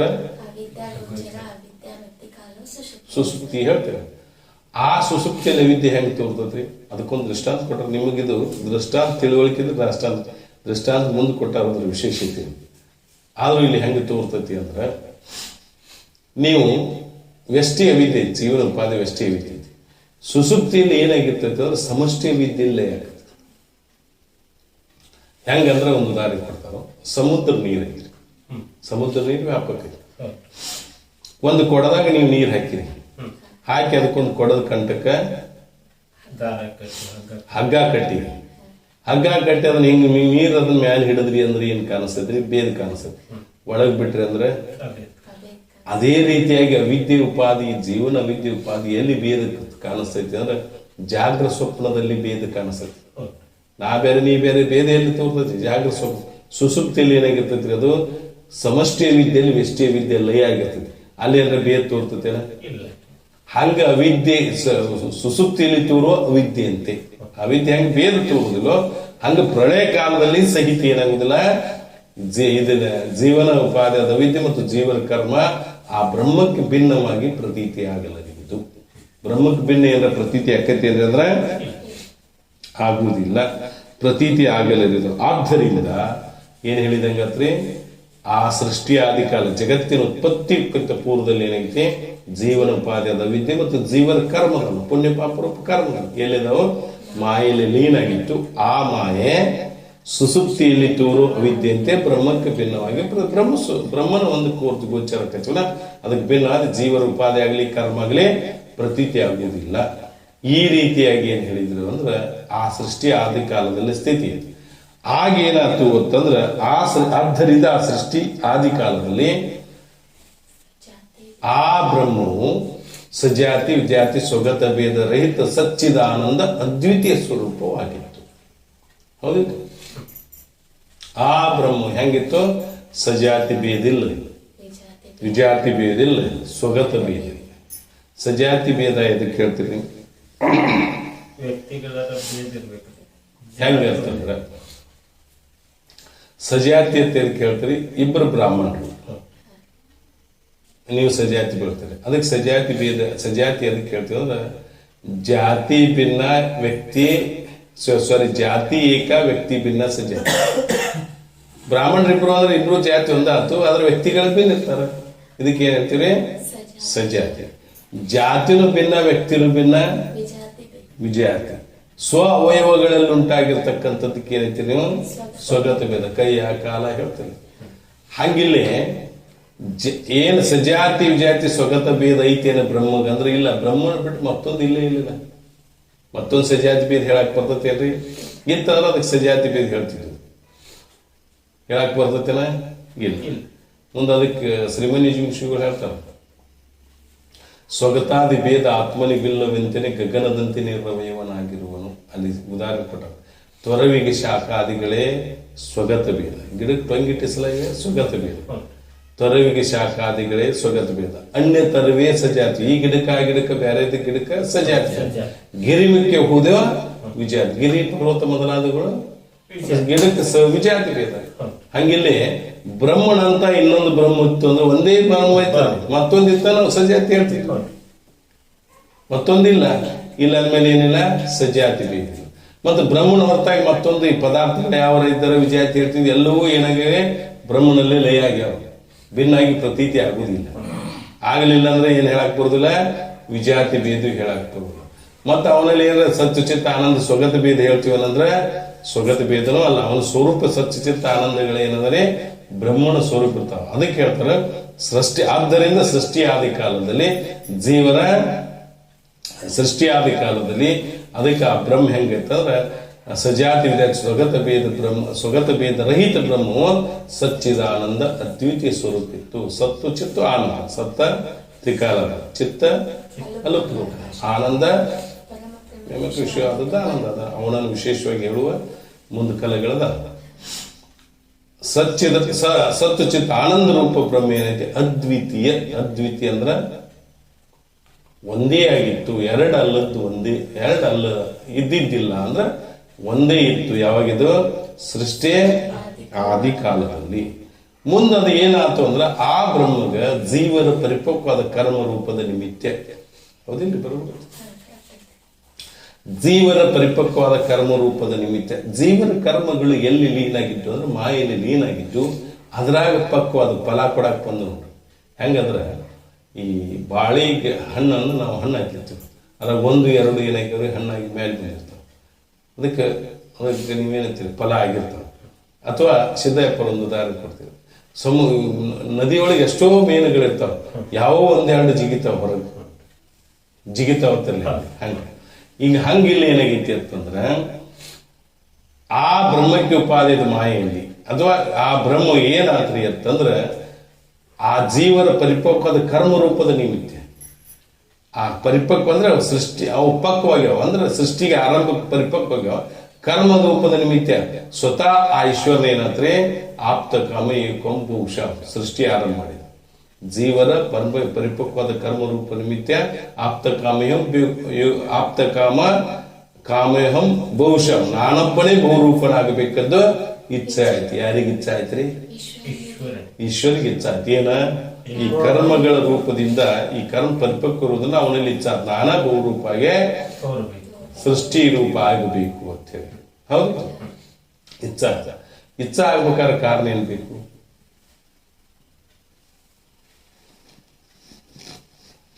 ವಿಚಾರ ಸಾಗರದಾಗ ವಿಮರ್ಶೆ ಮಾಡ್ತಾರೆ. ಇಲ್ಲಿ ಯಾವುದೇ ಒಂದು ವ್ಯಕ್ತಿಗೆ ಇಚ್ಛೆ ಆಗ್ಬೇಕಾದ್ರೆ ಸುಖ ಪಡ್ಕೋಬೇಕಂತಾರೆ ಇಚ್ಛೆ ಆಗ್ತದೆ, ಅಥವಾ ಸುಖದ ಸಾಧನ ಪಡ್ಕೋಬೇಕಂತಾರೆ ಇಚ್ಛೆ ಆಗ್ತದೆ, ದುಃಖ ಕಳ್ಕೋಬೇಕಂತಾರೆ ಇಚ್ಛೆ ಆಗ್ತದೆ, ಅಥವಾ ದುಃಖದ ಸಾಧನ ಕಳ್ಕೋಬೇಕಂತಾರೆ ಇಚ್ಛೆ ಆಗ್ತದೆ. ಈಶ್ವರಿಗೆ ಇಚ್ಛೆ ಆಗಿತ್ತು ಅಂದ್ರೆ ಅವಂಗೇನು ಸುಖ ಇಲ್ಲ? ಸುಖ ಸ್ವರೂಪದ ಈಶ್ವರ ಸರ್ವಜ್ಞ ಅದಾನವ. ಮತ್ತೆ ಈಶ್ವರಿಗೆ ಸುಖ ಸ್ವರೂಪದ ಅಂದ್ರೆ ಅವಂಗ ಸುಖ ಪಡ್ಕೋಬೇಕಂತ ಏನೈತೇನ? ಇಲ್ಲ. ಸುಖ ಸಾಧನ ಪಡ್ಕೋಬೇಕಂತೂ ಇಲ್ಲ. ದುಃಖ ಇದ್ರ ದುಃಖದ ನಿವೃತ್ತಿ ಮಾಡ್ಕೋತಿದ್ದ, ಅವ್ನ ದುಃಖ ಇಲ್ಲ, ದುಃಖದ ಸಾಧನ ನಿವೃತ್ತಿ ಇಲ್ಲ. ಮತ್ತೆ ಈಶ್ವರಿಗೆ ಇಚ್ಛಾ ಹೆಂಗಾತು? ಇನ್ನು ಶಂಕ ಮಾಡೋದು, ಈಶ್ವರಿಗೆ ಇಚ್ಛಾ ಹೆಂಗಾತು ವಿಚಾರ ಮಾಡಕ್ ಆದ್ರೆ ಅಲ್ಲಿ ವಿಚಾರ ಸಾಗರ ಸ್ಪಷ್ಟೀಕರಣ ಮಾಡ್ತಾರೋ. ಈಶ್ವರಿಗೆ ಇಚ್ಛಾ ಹೆಂಗಾತಾರ ಜೀವನ ಪರಿಪಕ್ವ ಕರ್ಮ ರೂಪದಿಂದ ಆಗಿದೆ, ಅವ್ನು ಸ್ವತಃ ಇಚ್ಛಾ ಆಗಿದೆ. ಅದಕ್ಕೊಂದು ಉದಾಹರಣೆ ಕೊಡ್ತಾರೆ. ಕಾಮಧೇನು ಅಂದ್ರೆ ಅದಕ್ಕೆ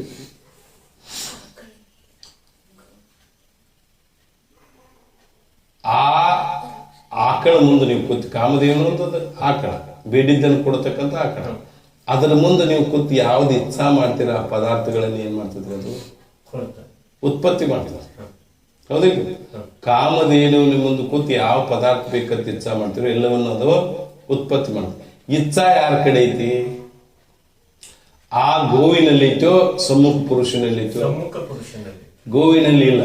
ಹಂಗ ಕಾಮದೇವನಂತೆ ಈಶ್ವರನಲ್ಲಿ ಇಚ್ಛಾ ಆಗೈತೆ ಅಂದ್ರೆ ಎದರಿಂದ ಆಗೈತಿ?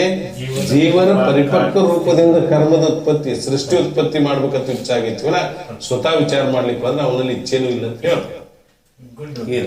ಇರ್ಲಿ, ಇಲ್ಲಿ ಏನಾಗೈತಿ ಅಂದ್ರೆ ಅಲ್ಲಿ ಹೇಳ್ತಾರೆ ಏನ್ರಿ? ಜೀವನ ಪರಿಪಕ್ವದ ಕರ್ಮ ರೂಪದಿಂದ ನಿಮಿತ್ತ ಅವನು ಸ್ವತಃ ಇಚ್ಛೆ ಆಗತ್ತಿದ್ರೆ ಆಗುದಿಲ್ಲ. ಕರ್ಮ ರೂಪದ ನಿಮಿತ್ತ ಆಪ್ತ ಕಾಮ ಏಕಂ ಬಹುಶಃ ತಾನೊಬ್ಬನೇ ಬಹುರೂಪನಾಗಬೇಕೆಂದು ಇಚ್ಛೆ ಆಯಿತು.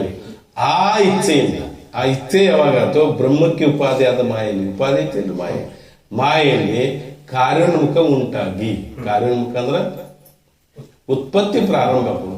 ಪೂರ್ವದಂತಿರದೆ ಉದ್ಬೀಜದ ಅವಸ್ಥನೆ ಇವ ಬೀಜದಂತೆ. ನೀವು ಬಿತ್ತಿರ್ತೀರಿ, ನಿನ್ನೆ ಬಿತ್ತಿ ಬಂದಿರಿ, ಇವತ್ತು ನೋಡ್ಕೊಳ್ಳೋದ ನಿನ್ನೆ ಕಾಳು ಇರ್ತದೆ ಅನ್ನೋದು ಅದರೊಂದು ಬೇರೆ ಅವಸ್ಥೆ ಇರ್ತದೆ. ಉದ್ಬೀಜ ಅಂದ್ರೆ ಉತ್ಪತ್ತಿ ಆರಂಭ ಆಗಿತ್ತು. ಪೂರ್ವದಂತಿರದೆ ಉದ್ಬೀಜದ ಅವಸ್ಥೆ ಇವ ಬೀಜದಂತೆ. ಹಂಗೆ ಕಾರ್ಯೋನ್ಮುಖ ಆತ ಯಾವ್ದ್ರಿ? ಬ್ರಹ್ಮಕ್ಕೆ ಉಪಾಧಿ ಆದ ಮಾಯಲ್ಲಿ ವಿಕ್ಷೇಪ ರೂಪ ಕಾರ್ಯ. ಎದರಿಂದ? ಆಪ್ತ ಕಾಮೆ ಬಹುಶಃ ಆಪ್ತ ಕಾಮೆ ಏಕಂ ಬಹುಶಃ ತಾನೊಬ್ಬನೇ ಬಹುರೂಪನಾಗಬೇಕೆಂಬ ಇಚ್ಛೆಯಿಂದ ಬ್ರಹ್ಮಕ್ಕೆ ಉಪಾಧಿಯಾದ ಮಾಯಲ್ಲಿ ಏನಂದ್ರೆ ಸೃಷ್ಟಿ ಆರಂಭ ಆಗಕ್ಕೆ ಕಾರ್ಯೋನ್ಮುಖ. ಹೌದಿಲ್ಲ? ಆಪ್ತ ಕಾಮೇಕಂ ಬಹುಶಃ ತಾನೊಬ್ಬನೇ ಬಹುರೂಪಕನಾಗಿ ಇಚ್ಛೆಯಿಂದ ಬ್ರಹ್ಮಕ್ಕೆ ಉಪಾಧಿಯಾದ ಮಾಯಲ್ಲಿ ವಿಕ್ಷೇಪ ಕಾರ್ಯೋನ್ಮುಖ ಉಂಟಾಗಿ ಅಂದ್ರೆ ಜಗತ್ತಿನ ಉತ್ಪತ್ತಿ ಆಗಕ್ಕೆ ಪ್ರಾರಂಭ ಆತ. ಕಾರ್ಯೋನ್ಮುಖ ಉಂಟಾಗಿ ಕ್ರಮದಿಂದ. ಕ್ರಮ ಅಂದ್ರೆ ಪೂರ್ವ ಅವಸಾನತ್ವ ಕ್ರಮತ್ವ 1 2 3 4 ಕ್ರಮ ಹೇಳ್ತೀವಿ. ಮೊದಲು ಏನಾಗಬೇಕು ರೀ, ಮಳೆ ಕುಡಿಬೇಕು, ನಂತರ ಕಾಂಡ ಮೊದಲಾದವು ಬೆಳಿಬೇಕು, ನಂತರ ಹೂವು ಆಗಬೇಕು, ಮೊಗ್ಗೆ ಆಗಬೇಕು, ಹೂವು ಆಗಬೇಕು, ನಂತರ ಕಾಯಿ, ಹಿಂಗೊಂದು ಕ್ರಮ ಹೇಳ್ತೀವಿ ರೀ. ಅಂದರೆ 1 ಆದ್ಮೇಲೆ 2, 2 ಆದ್ಮೇಲೆ ಇಲ್ಲಿ ಆದ್ರೂ ಸಹಿತ ಕ್ರಮದಿಂದ ಹೇಳ್ತಾರೆ. ಸೃಷ್ಟಿ ಹೇಳೋದು ಕ್ರಮ ಸೃಷ್ಟಿ ಬೇರೆ, ಯುಗಪನ ಸೃಷ್ಟಿ ಬೇರೆ. ಶ್ರೀಮನಿ ಜೀವನಶಿಗಳು ಯುಗ ಚಿಂತಾಮಣಿಯಲ್ಲಿ ಹೇಳಿದೆ, ಏಕಕಾಲಕ್ಕೆ ಉತ್ಪತ್ತಿ ಆಗೋದು ಯುಗಪನ ಸೃಷ್ಟಿ, ಕ್ರಮದಿಂದ ಉತ್ಪತ್ತಿ ಆಗೋದು ಕ್ರಮ ಸೃಷ್ಟಿ. ಇಲ್ಲಿ ಕ್ರಮ ಸೃಷ್ಟಿ ಹೇಳ್ತಾರೆ. ಕ್ರಮದಿಂದ ಮೊದಲು ಯಾವ್ದು ಹುಟ್ಟುತ್ತೆ? ಮೊದಲ ಆಕಾಶ, ನಂತರ ನಂತರ ನಂತರ ನಂತರ ಪೃಥ್ವಿ. ಮೊದಲ ಆಕಾಶ ಹುಟ್ಟಿ, ನಂತರ ಯಾವ್ದು ಹುಟ್ಟಿ? ಆಕಾಶ ಹುಟ್ಟತಿ ಅಂದಮೇಲೆ ಎದರಿಂದ ಹುಟ್ಟತಿದ್ದು? ಬ್ರಹ್ಮಕ್ಕೆ ಉಪಾಧ್ಯಾಯದ ಮಾಯಿಂದ. ಆಕಾಶದ ಮಾಯ ಆಶ್ರದಲ್ಲಿ ಇರ್ತದೆ, ಮಾಯಿಂದ. ಆ ಆಕಾಶದಿಂದ ಏನು ಹುಡ್ತೀರಿ? ನಂತರ ವಾಯು. ಆಕಾಶದಿಂದ ವಾಯು ಹುಡ್ತಿರ್ತಾರೆ. ಯಾಕೆ ಹುಡ್ತಿರ್ತಾರೆ? ವಾಯುವಿನ ಉತ್ಪತ್ತಿ ಸ್ಥಿತಿ ಲಯಗಳೆಲ್ಲ ಆಕಾಶ, ಅದಕ್ಕೆ ಆಶ್ರಯ ಕೊಟ್ಟಿರ್ತಾರೆ ಆಕಾಶ. ಮುಂದೆ ವಾಯುವಿನಿಂದ ಏನು ಹುಡ್ತೀರಿ? ಅಗ್ನಿ. ಅಗ್ನಿ ಯಾಕೆ ಕೊಡ್ತಿ? ವಾಯುವಿನ ಉತ್ಪತ್ತಿ ಸ್ಥಿತಿ ಲಯಗಳೆಲ್ಲವೂ ಏನು, ವಾಯುವಿನ ಆದಿಂದಾಗ ಅಗ್ನಿ ಉತ್ಪತ್ತಿ ಸ್ಥಿತಿ ಲಯ. ಗಾಳಿದ್ರೆ ಅಗ್ನಿ ಹುಟ್ಟತಿ, ಗಾಳಿದ್ರೆ ಇರ್ತತಿ, ಗಾಳಿರ್ಲಿಲ್ಲ ಅಂದ್ರೆ ಅದಕ್ಕೆ ವಾಯುವಿನಿಂದ ಅಗ್ನಿ ಹುಟ್ಟೈತಿ. ಅಗ್ನಿಯಿಂದ ಏನು ಹುಟ್ಟೈತ್ರಿ? ಜಲ. ನೀವು ಅತಿ ಕಾವಿರೋದ್ರಿಂದ ಹೇಳ್ತಿರ್ಲ, ಏನಂತೀರಿ? ಮಳೆ ಆಕತಿ ನೋಡಿ ಇವತ್ತ. ಅಥವಾ ನೀವು ಏನೋ ನೀರು ಹಾಕ್ಲಾರ್ದು ಒಂದು ಡಬರಿ ಇಟ್ಟು ಅದ್ರ ಮೇಲೆ ಮುಚ್ಚಿ ತಳಗುರಿ ಹೆಚ್ಚರ ಒಳಗೆ ನೀರಿನ ಅಂಶ ಬಿಟ್ಟಿರ್ತದೆ. ಅಗ್ನಿಯಿಂದ ಏನು ಹುಡ್ತದ್ರಿ? ಜಲ. ಆ ಜಲದಿಂದ ಏನು ಹುಡ್ತಿ? ಜಲದಿಂದನ ನೀವೇನು ಗಣಿ ಬಾವುದು ಅಕ್ಕವಲ್ಲ, ಅದು ಪೃಥ್ವಿ ಹುಡ್ತಿ. ಹಿಂಗೆ ಕ್ರಮದಿಂದ ಆಕಾಶ, ವಾಯು, ತೇಜ, ಜಲ, ಪೃಥ್ವಿ. ಈಶ್ವರ ಏನ್ ಮಾಡಿದ್ರೆ ಕ್ರಮದಿಂದ ಉತ್ಪತ್ತಿ ಮಾಡಿದ. ಬ್ರಹ್ಮಕ್ಕೆ ಉಪಾಧ್ಯಾಯದ ಮಾಯಲ್ಲಿ ವಿಕ್ಷೇಪ ರೂಪ ಕಾರ್ಯೋನ್ಮುಖ ಉಂಟಾಗಿ ಕ್ರಮದಿಂದ ಆಕಾಶ, ವಾಯು, ತೇಜ್, ಜಲ, ಪೃಥ್ವಿ ಮೊದಲಾದ ಪಂಚಮಹಾಭೂತಗಳನ್ನು ಉತ್ಪತ್ತಿ ಮಾಡಿದ. ಯಾರು? ಈಶ್ವರ ತನ್ನ ಇಚ್ಛಾನುಸಾರವಾಗಿ. ನಂತರ ಆ ಪಂಚಮಹಾಭೂತಗಳನ್ನು ಪಂಚೀಕರಿಸದೇ ಇರುವುದರಿಂದ ಸಮಷ್ಟಿ ವ್ಯಷ್ಟಿ ರೂಪ ಸೂಕ್ಷ್ಮ ಸೃಷ್ಟಿ ಉತ್ಪತ್ತಿಯನ್ನು ಮಾಡೋದು ನೋಡು. ಜಯಮಂಗಲಂ ಜಯನಂ पार्वतीपति शिवाहर महादेव। सद्गुरु शंभुलिंगेश्वर महाराज की जय। सद्गुरु कृष्ण गौड़प्पा जी महाराज की जय। सद्गुरु सिद्धारूढ़ स्वामी महाराज की जय। महात्मा बसवेश्वर महाराज की जय। माते अक्का महादेवी माता की जय। सकल साधु संत संतन की जय। जय मंगलम जय नमः पार्वतीपति शिवाहर महादेव।